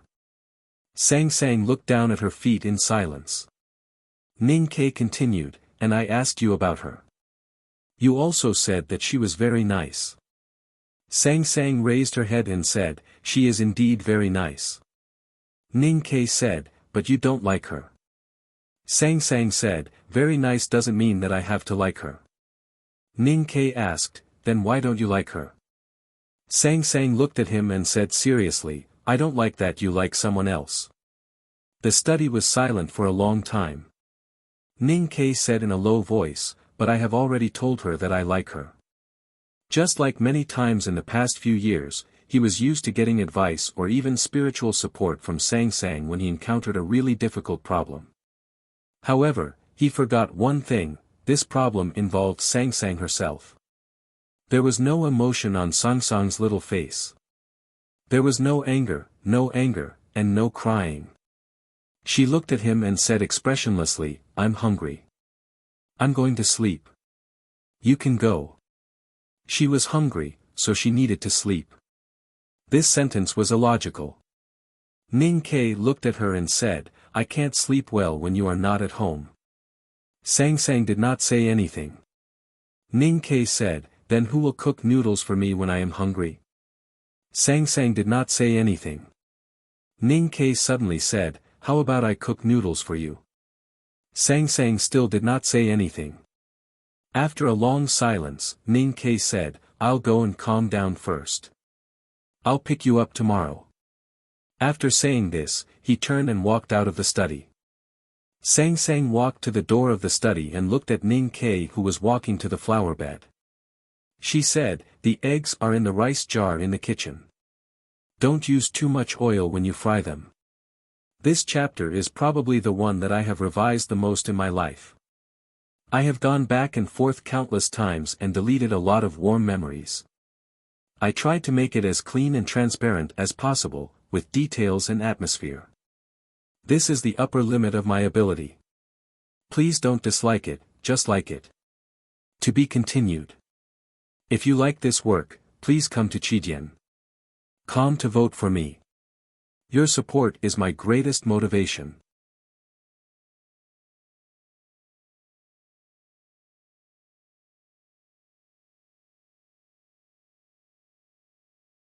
Chapter 360.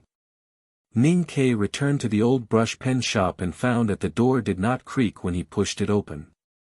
Then he remembered that it was Sang Sang who had fixed it. He walked into the kitchen and reached into the rice jar to take out a few eggs. Then he remembered that this was the method he had taught Sang Sang when they were young. He walked to the water jar and prepared to boil noodles. Looking at the full water jar, he remembered that Sang Sang had finished all the housework before she left home in the morning. He walked out of the kitchen and stood silently in the courtyard for a long time. He still had the black umbrella on his back, the arrow box in his hand, and the hatchet at his waist. For the whole day, he had been running and standing. He did not sit down, drink a cup of tea, or eat anything. But at this time, he was not in the mood to cook noodles. He was only thinking about his own matters. The neat pile of firewood in the corner and the clean table and chairs in front of him evoked many memories. As for what exactly he recalled, only he knew. Without Sang Sang, every corner of the house had a sense of desolation. He couldn't get used to it. He couldn't help but think that he was already so lonely in just one day. How did Sang Sang spend her time alone at home during the half a year when she left Chang'an for the wilderness? There was a cat lying on the wall. The cat looked up at the stars in the night sky. Ning Ke glanced at it, pulled out a piece of firewood from the pile at the foot of the wall, and threw it over. The cat, who was pretending to be lonely, was disturbed. It turned its head and screamed angrily at him, then jumped off the wall and disappeared. Without Sang Sang's house, there was no smell of smoke and fire, and there was a chill everywhere. Ning Ke could not stay in such a house, so he left. Ning Ke went to the guest yard first. The disciples of the Black Ink Garden of the Great River Kingdom lived here. Shan Shan also lived here. There was a large bamboo forest in the guest court. Even though it was winter, it was still faintly green. At this time, when it was illuminated by the light at night, it seemed even more tranquil. Ning Ke did not enter the guest court. He stood between the fake rocks of Jin Mountain opposite the gate of the court, silently looking at the light and the figure in the light. His eyesight was very good and he could vaguely see the silhouette of a girl by the window in the deepest wing room. She was concentrating on writing something. Was he writing the name Ning Ke, which was difficult to write well? She quietly looked at the girl's silhouette by the window for a long time. Then he turned and left, heading south of the city. South of Chang'an City, at the Yanming Lake at the foot of Yanming Mountain. Ning Ke stood by the lake and looked at the surface of the lake in silence. The ice on the surface of the lake had long melted.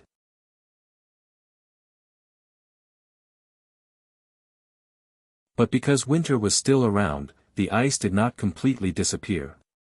Instead, it turned into something like willow catkins. Under the illumination of the distant lights on the opposite shore, it looked like countless soft golden threads. Thump! Thump!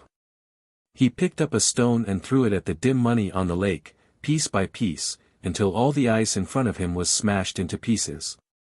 Previously, he had used firewood to smash wild cats, and now, he was using stones to smash ice floss. It was not because of anything else, but because he was very unhappy. He felt that his world had been destroyed beyond recognition, so he would not allow others to hide in their own world and secretly laugh at him. Throwing the last stone in his hand to the ground, Ning Ke held his waist and panted for a long time before he calmed down. Looking at Yanming Lake under the night sky, he complained in a slightly hoarse voice, "The eggs are in the rice jar, put less oil when frying them. You're not even here anymore. Why do you care how much oil I put when I fry eggs? Is there anyone as stingy as you? The eggs are in the rice jar, and the water is in the water jar. Why don't you say the rice is in the pot? Where are you? What do you mean by you're supporting me? I've killed the horse gang and robbed the hunters. I've done all the evil things in my life. I've painstakingly robbed some silver and I've given it to you. In the end, you're the one supporting me. Don't say that I spend a lot of money.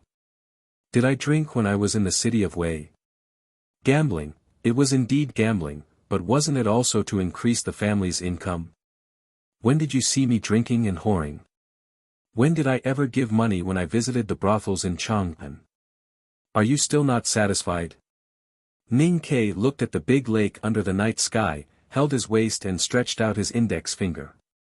Like a shrew, he scolded angrily, "What do you mean I can't marry you even if you don't let me? Tell me clearly, what are you trying to do? You little girl, what do you want? Tell me clearly. You're asking me if I've ever thought about marrying you. Well, I admit that sometimes I've thought about marrying you when you grow up. But you're still a little girl. It's okay to think about it, but can you really say it? If I really say it, what if you're so shy that you want to chop me with a chopper? Even if you don't chop me, who knows how many people want to chop me? And even if I want to marry you, it won't affect me from liking other people, right? Why should I like others? Hey, I like to eat meat, but it doesn't mean I don't like to eat shrimp. Humans are omnivores. I like to eat more, so what? What can you do to me? Then what about you? You eat with me. What did you say? I like women. Are you going to like women with me? Well, it doesn't seem to make sense. The hoarse voice kept ringing in the quiet lake.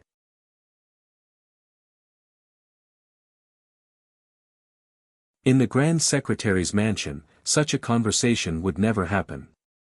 Because Ning Ke did not dare to say these words to Sang Sang. He knew that if he really said so, the stubborn girl would definitely turn around and leave, not giving him any chance to save the situation. And Sang Sang would definitely not ask those questions. But he knew what she wanted to ask. So he could only stay at the foot of Yanming Mountain in the middle of the night, by the quiet lake. He could not understand and could not refute the lake water. His voice startled the lake birds. The Grand Secretary's mansion was quiet at night. The lady's boudoir, which had been prepared a few days ago, was decorated luxuriously. Her makeup box was filled with cosmetics from Chenjinji Cosmetics Store. Sang Sang used to love cosmetics from Chenjinji Cosmetics Store. But today, she did not even look at them, nor did she pay attention to the complicated greetings of the maids. She just looked at the bronze mirror silently. The bronze mirror was very smooth, and there were complicated flowers and plants engraved on the side. One look and anyone could tell that it was an expensive item. Sang Sang did not look at the bronze mirror. She only looked at the face in the mirror. It was a small, slightly tanned face. Her brows and eyes were plain and unremarkable. Her hair was clearly a little yellow and soft due to malnutrition. Her pair of bright willow leaf-shaped eyes had also become a little dim. No matter how one looked at it, this small face could not be considered beautiful. It could not even be considered delicate. You're really ugly. Sang Sang looked at herself in the mirror and said. From hearing Ning Kei's words last night, to leaving the old brush pen shop in the morning, to meeting Ning Kei again in the afternoon, she did not cry. She did not even show any expression of sadness. Because she had been reminding herself not to cry, no matter what. Those weak and slender young ladies could hold flowers and shed tears because they were beautiful. But even though you are weak, you are so ugly. What right do you have to cry?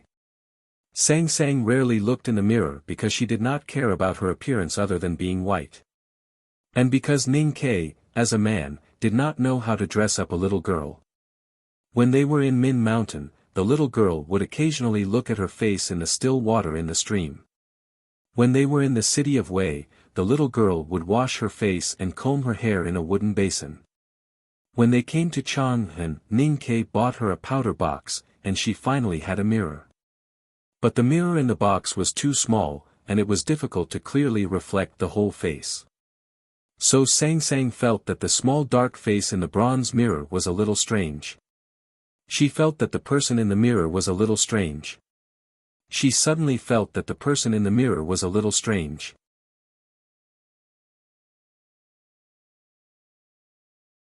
Sang Sang shook her head and said, "You are really a very annoying child." Sang Sang in the bronze mirror lowered her head and said, "Why do you say that?" "Because you make him worry. I want to make room for him to get married. But you clearly know that he will not leave you alone, so you are forcing him to make a choice. He has been good enough to you, how can you be so cruel? But he said that he will spend the rest of his life together. Since he said that he will spend the rest of his life together, can one more person be together? Can he spend the rest of his life with one more person? Why do you have to fight with others?" Sang Sang in the bronze mirror answered sadly, "But it was originally mine." Sang Sang outside the bronze mirror said silently, "But he will be very sad. I have never fought with others, but this time is different. Even if he will be sad, even if I become an annoying child, even if I become uglier, I will still fight with him." Outside the bronze mirror, Sang Sang wiped away the tears on her face and said stubbornly like a child. The morning light was bright, and the lake at the foot of Yanming Mountain reflected a faint luster. Ning Kei stood by the lake, holding his waist and panting tiredly. From time to time, he muttered a few words. He had not eaten or drank for a whole day and night, and he had cursed at the lake for a whole night. His throat was already extremely dry, and his face was very haggard. Youngest uncle used to curse the heavens and the earth, and he was so heroic and magnificent. You curse at this small lake, what can you feel? What's more, you are still struggling with those small things. A voice sounded in the forest by the lake. Ning Kei turned to look at the fat man and said angrily, "You have been sexually abused since childhood, so you have a psychological shadow. How would you know that the relationship between a man and a woman is the real important thing?" Chen Pipi shrugged and said, "I know you are in a bad mood. I will not argue with you." Ning Kei asked, "Why are you here?" Chen Pipi said, "Because of a certain matter, the academy held a big meeting. In the end, everyone quarreled but came to no conclusion. In the end, seventh sister said that they should take you back for interrogation to see what you really think. But you didn't go to the academy yesterday, so everyone sent me to catch you." Ning Kei's thoughts were very chaotic at this time, and he did not understand what he was trying to say. He thought about the question that he had been thinking about for a whole night, and looked at Chen Pipi seriously and asked, "I have something to ask you. What do you like to eat?" "Crab porridge." Chen Pipi touched the back of his head and asked, "Why do you ask?" Ning Kei said, "I like eating noodles with fried eggs the most, but if you eat crab porridge every day, will you get tired of it?"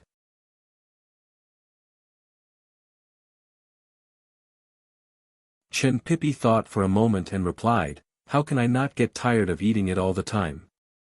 Ning Kei frowned and suddenly thought of a more suitable metaphor. He asked in a slightly hoarse voice, "What about water? Will you get tired of drinking water?" Chen Pipi said angrily, what bullsh asterisk t question is that? If I don't drink water, I will die. Tomorrow is Saturday off. Have a good weekend. To be continued. If you like this work, please come to Chidian.com to vote for it. Your support is my biggest motivation.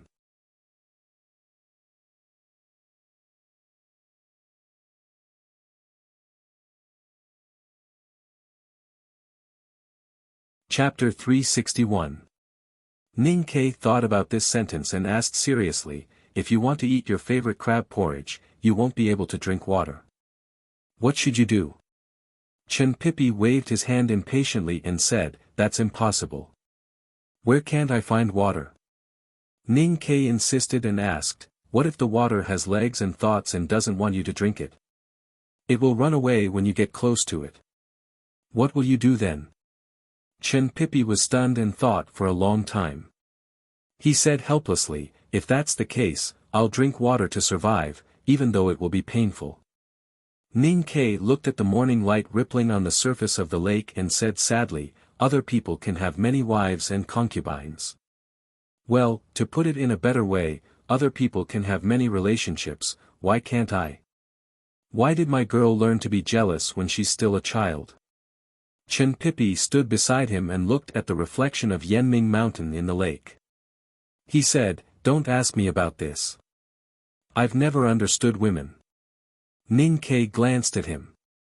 Chen Pippi shook his head and said, don't expect to get any help from senior brothers and sisters. No one in the back mountain has experience in this aspect. They are all geniuses and idiots.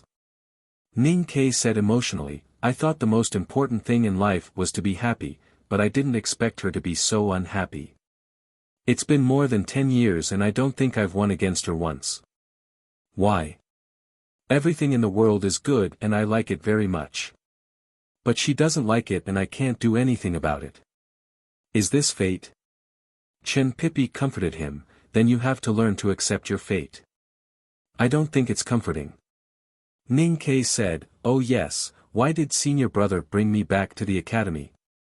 Chen Pippi said, everyone wants to know whether you want to choose Shanshan or Sangsang. But it seems that there's no need to ask now. I agree with your choice. Ning Ke asked with a strange expression, why? Chen Pippi looked at him and said, because I knew you would choose her. Ning Ke was silent for a long time. Chen Pippi frowned and rubbed his cheeks. He asked with concern, how are you going to solve this? After a moment of silence, Ning Ke said, when Sangsang was little, she didn't want to wash her own clothes. At that time, I taught her to do her own things. Since this is my own matter, I have to deal with it myself, and this kind of thing must be handled without any sloppiness. Chen Pippi asked worriedly, aren't you worried about hurting her? Ning Ke said with a smile, am I not a very fickle person? Chen Pippi looked at him and said very seriously, your smile is very fake and gloomy. Ning Ke smiled sadly and did not know what to say. Chen Pippi sighed and said, the relationship between a man and a woman is indeed the most troublesome thing in the world. Now that I think about it, I really have to thank that woman, Yi Hongyu.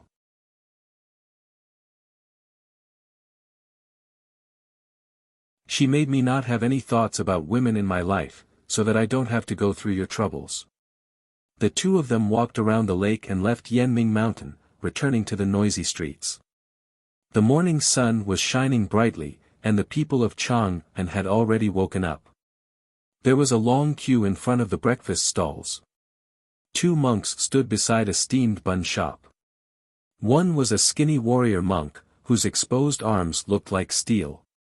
The other was a middle-aged monk with dark skin and a face full of hardships. The two monks were holding snow-white steamed buns in their hands, silently chewing them. There were 2 bowls of clear water on the stone slab under their feet. Their monk robes were old, and they looked indifferent. It was a sharp contrast to the bustling scene around them. It's rare to see sadhus in Chang'an. Looking at the 2 monks on the street from afar, Chen Pippi frowned and said, especially such powerful sadhus. Ning Ke looked at the two monks in front of him who were silently chewing on steamed buns and said with a sigh, "All life is bitter, and all life is bitter. I thought I had suffered enough, but I didn't expect that there would be people in the world who suffer more than me. They don't even have fermented bean curd to go with their steamed buns. They really are sadhus." Chang'an was the most magnificent city in the world, and many strange people appeared every day. Even though sadhus were rare, the two of them did not care and just walked past them. As they walked past the two monks, Ning Ke glanced at the middle-aged monk. Just then, the middle-aged monk raised his head and looked at Ning Quebec. Ning Ke stopped. The middle-aged monk's gaze was calm and powerful, as if he had been quietly immersed in incense for thousands of years in front of the ancient Buddha lamp, without any impurities. The aura that the middle-aged monk exuded was also extremely calm and powerful. Even though he was standing in the bustling market with half a snow-white steamed bun in his hand, it was as if he was standing in a Buddhist land with blooming lotuses and holding a dewy branch in his hand. Chen Pipi stopped and frowned at the middle-aged monk. He suddenly said, "The pure land of the human world, and you became a Buddha yourself. You came from the White Tower." The middle-aged monk put his palms together and said, "I'm Dao Shi from the White Tower Temple. Greetings, Mr. 12 and Mr. 13 of the Academy." Dao Shi was a very unknown sadhus. Chen Pipi had never heard of his name. Most cultivators in the world had never heard of his name. That was because Dao Shi had been cultivating in the countryside ever since he left the White Tower. However, there was no fixed relationship between a cultivator's fame and strength. Chen Pipi looked at the sadhus who stood in the mortal world but condensed his dharma idol outside of the three realms. He knew that his cultivation state was very powerful.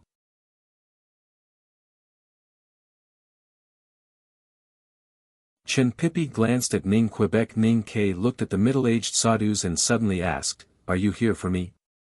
Dao Shi said calmly, "Please enlighten me, Mr. 13. Since he had entered the human world, he would naturally face endless challenges. Back then, youngest uncle had relied on a sword to defeat the heroes of the world, and that was how he had built the reputation of the academy in the world. Ning Ke had long been mentally prepared for such a situation, but he was not ready today. Because of the stories of the trip to the wilderness, because of the conflict with the flower addict, because of that hateful old woman called Kuni Mati, Ning Ke did not have a good impression of the Yueluan Kingdom and the White Tower Temple. However, after the battle with Monk Guan Hai a few days ago, his impression of the Buddhism disciples had changed. He looked at the middle-aged sadhus and said sincerely, "I have something important to do today. Master, can you wait for a few more days?" Dao Shi said calmly, "Buddhism pays attention to fate. I have traveled thousands of miles from Yueluan Kingdom to meet you in this bustling Chang'an city. How can I miss this chance?" Ning Ke frowned slightly. Chen Pipi looked at his haggard expression and knew that he had been restless these 2 days and had not rested well. He could not help but shake his head. He looked at Dao Shi and said with a smile, "Let me do it." Dao Shi said seriously, "I am not a match for Mr. 12. Chen Pipi was startled.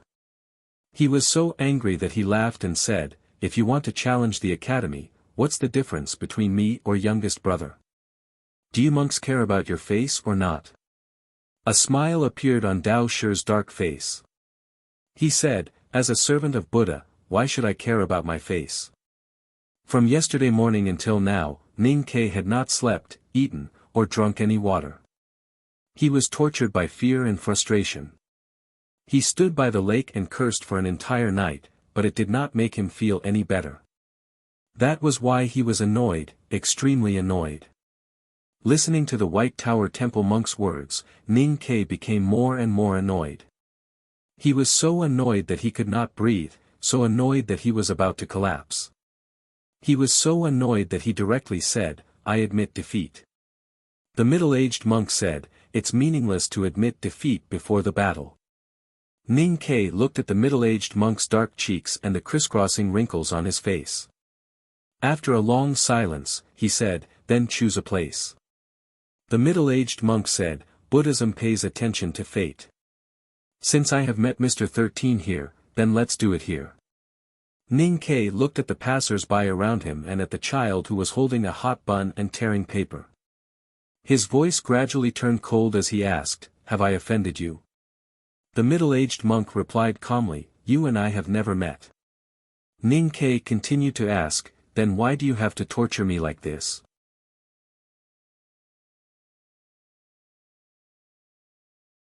The middle-aged monk looked into his eyes and said, "In the wilderness, Mr. 13 humiliated my aunt." Ning Ke frowned slightly and said, "You are not Yangguo." Chen Pipi moved closer to him and said in a low voice, "Although I don't know who Yangguo is, it seems that you have successfully aroused his desire to fight. I have to remind you that there are many inexplicable aspects of the Buddhism sect. This sadhu walks the path of Lotus Pure Land. You may not be able to defeat him. Why don't we just leave?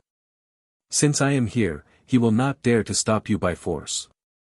Ning Ke turned to look at him and said, "Don't you think that he has aroused my desire to fight?" Chen Pipi asked, "Why do you want to fight?" Ning Ke answered, "Because I am annoyed." The middle-aged monk looked at Ning Ke and smiled slightly. He put down the bun in his hand. Even if it had been 1,000 years, it would still be a bun in the end. In front of Ning Ke's eyes, there was a bun, and a grave. The lone grave became clearer and larger in his eyes. Gradually, it covered the fog rising from the breakfast stalls by the street and the smiling faces of the children happily holding their meat buns. Ning Ke was not frightened. He knew that the disappearance of the real world in front of him did not represent the real thing. It was just that he had been dragged into the middle-aged sadhu's spiritual world. The middle-aged monk turned out to be a psyche master. A psyche master could directly use his psyche power to attack the enemy's sense of perception. He could use his psyche power to control the chi of heaven and earth to directly attack the enemy's internal organs. It was invisible and hard to guard against. It was very powerful. The cultivation world had always known that among cultivators of the same state, a psyche master was the most powerful. Ning Ke had met a psyche master before. The first cultivator he met in this world, Liu Qingchen, was a great psyche master in the see-through state. But he had never fought with a psyche master. He had never imagined how powerful a psyche master in the Buddhism sect could be. The lonely grave in front of him was getting closer and closer. The real world was getting further and further away. Ning Ke's sense of perception was empty and dark.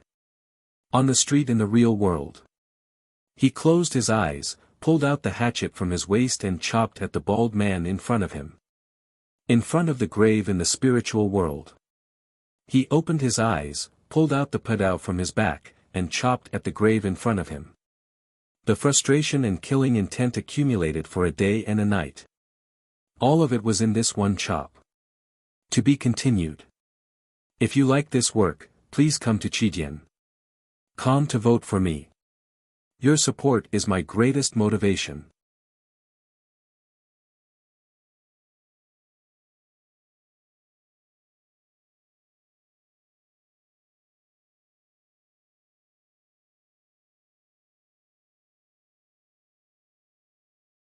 The man in the bun shop was still there, coldly and proudly collecting the copper coins and sorting the buns into the bamboo baskets of the neighbors. The sound of his collecting was even quieter than the steam coming out of the steamer. Among the neighbors surrounding the steamer, some were angrily reprimanding the outsiders who cut the queue, some were talking about the results of last night's card game with their neighbors, and some were talking about a certain rumor in the palace in a low voice. When the freshly taken buns were served, all the conversation stopped abruptly and turned into a lively scramble for the buns. No one noticed the two foreign monks on the street, and no one noticed that two teachers from the back of the mountain of the academy had appeared in the human world. No one even noticed that there was a silent, tragic and dangerous duel going on the street. The street was still noisy and lively, so it was peaceful and joyful. This was no longer the case of being in the mortal world and being outside the three realms. Instead, It was using Zen to move the mind and build an iron threshold in front of the common people. Chen Pipi did not expect the nameless middle-aged sadhu from the White Tower Temple to have such a strong state of Zen psyche. He could not help but start to worry about Ning Quebec. Ning Ke floated back a few steps. The lonely grave that was thousands of miles away became clearer in his eyes. The grave was made of ordinary bluestone and clay. There was nothing special about it. However, there was not a single mark left on it when he slashed it with his knife. Thousands of miles of lonely grave, there was nowhere to talk about desolation. Looking at the lonely grave, he felt more and more desolate and cold, as if the heat in his body was escaping into the air. However, standing in the spiritual world, there was no real body. Ning Ke looked at the lonely grave that was thousands of miles away. He knew that the coldness and loneliness coming from the grave were the means of the middle-aged monk's psyche power attacking him in the spiritual world. This kind of Buddhism sect method was very clever, and could even be said to be magical. The middle-aged monk's psyche power seeped in wisps like the spring breeze and rain. It was peaceful and upright to the extreme, but it was also dangerous to the extreme. It was the silent meaning of expiation, making you sing and dance with it, or meditate with it, or fall into your emotions and be unable to extricate yourself. If it was someone else, even if their mind was purer and stronger than Ning Ke's, facing such a Buddhism sect Zen psyche attack, they might not even know how to deal with it. However, Ning Ke had once passed through the spiritual world of Master Lotus. Master Lotus was well versed in Buddhism, Taoism, and the Devil's Doctrine. He had chanted sutras in the Xiankong Temple and was a Dharma protector of the front gate of the Buddhism sect.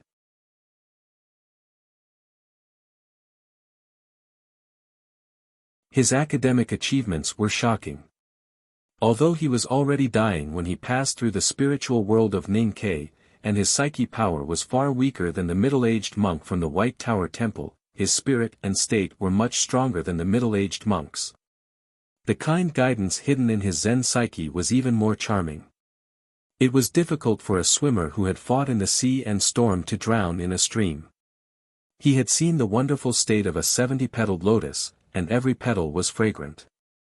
How could he be affected by a grave? Ning Ke was expressionless in front of the loneliness of the lonely grave. He was unmoved and expressionless. He guarded his heart and silently concentrated his psyche. He abandoned the knife in his hand and used his psyche power to create terrifying invisible knives bigger than mountains in the air. He slashed at the grave again. No matter how hard the lonely grave was, it was instantly broken. It was not broken by the knife, but by the mountain-like knives. The hot steam from the bun shop was blown to the street by the wind and the crowd who were carrying the buns. The white steam shrouded the middle-aged monk and Ning Ke's bodies. It was as if the clouds were suddenly not in the human world. Ning Ke loosened his right hand and the hatchet slipped from his hand. It fell to the ground and made a soft sound. He closed his eyes and stood in the sea of clouds in the human world, silent and motionless. The middle-aged monk's face suddenly turned pale and his body trembled violently. It was as if he was going to lie down in the sea of clouds at any time and never go back after getting drunk. The palms that were joined together slowly and firmly came together. The steam and clouds on the street gradually calmed down. The middle-aged monk finally stabilized his body and did not fall. The lonely grave was crushed into countless gravel by Ning Ke's knife and flew all over the sky. After the rain of gravel, a huge stone Buddha that was dozens of feet high appeared in the air. The stone Buddha had a kind face and a compassionate expression. There seemed to be thunder and lightning brewing in its open eyes. It was indescribably indifferent and majestic, full of sorrow and anger towards the person in front of it. Sorrow and anger seemed to be two emotions that could not be reconciled. But at the same time, the stone Buddha's face was perfect. Pity for his misfortune and anger for his incompetence. The stone Buddha's lips were tightly closed, like a line, a shallow line carved by a knife, as if it had not opened its mouth for thousands of years. Ning Ke looked at this line and thought of the beautiful thin red lips of the girl in white. The stone Buddha did not speak. But a Buddhist hymn sounded between heaven and earth. It was a monosyllabic word with an unknown meaning, but it was powerful and ancient. The gravel fell violently like rain and hit the ground.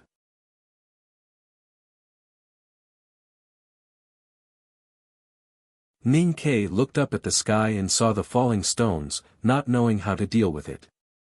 The sky full of gravel fell like rain, landing on his body, landing on his face. The pain of his real body was clearly transmitted to his sense of perception, making him realize that every part of his body and his internal organs were suffering from the attack of the qi of heaven and earth. At this moment, he thought of the scene where Liu Qingchen killed the scholar at the entrance of Northern Mountain Road. The scholar had already joined the devil and died. Ning Ke had joined the devil, but he had really joined the devil. How could the attack of the qi of heaven and earth kill him? So there was only pain, nothing else. The steam from the bun shop was still drifting to the street. The middle-aged monk stood among the clouds, his eyes becoming more and more serene. In the deepest part of his eyes, a burning light began to condense and burn. The burning light was shock, anger, and killing intent. He did not expect that Ning Ke from the academy, who had never been famous for his psyche power, could have such a powerful psyche power. When he attacked Ning Ke's sense of perception with his psyche power, Ning Ke could so easily dissolve the silence of the lonely grave. However, what shocked him more was that the stone rain in the spiritual world was a direct attack on the cultivator's body by the qi of heaven and earth controlled by his psyche power. Even so, he could not hurt Ning Ke. With such a horrible physical strength, and obviously not formed by the protective genuine qi of a powerhouse at the peak of martial arts, there was only one reason, and that was the source of the middle-aged monk's shock and killing intent. The middle-aged monk's palms were originally put together, but now they gradually separated. He dug a bloody hole from his right palm with his left index finger. Then he tore off a piece of flesh expressionlessly. After that, his dark cheeks became paler, and his eyes showed signs of aging. His wrinkles were like layers of garbage washed away by the rain, and he looked extremely withered. He slowly smeared the blood and flesh from his right palm onto the withered face. This was not the evil skill of the devil's doctrine, the blood emblematic gesture. It was the most powerful and decisive blood offering to Buddha of the Buddhism sect. A disciple of the Buddhism sect who used this skill, no matter how high his state was, would most likely die. No disciple of the Buddhism sect would use such a method that violated the mercy of the Buddhism sect, if not for the collapse of the mountain gate or the enmity of 1,000 generations. When the middle-aged monk smeared the blood on his face, Chen Pipi immediately reacted. He was extremely shocked, wondering what kind of hatred did this person have for his youngest brother that he wanted to kill him. At such a dangerous moment, as a disciple of the academy, he did not care about the rules.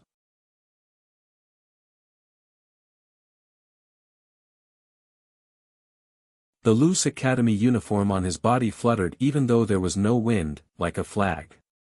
He slightly bent his index finger, and the natural stream magical finger was about to attack the middle-aged monk according to the no-boundary spirit of the academy. However, something happened at this moment. That thing stunned Chen Pipi for a moment.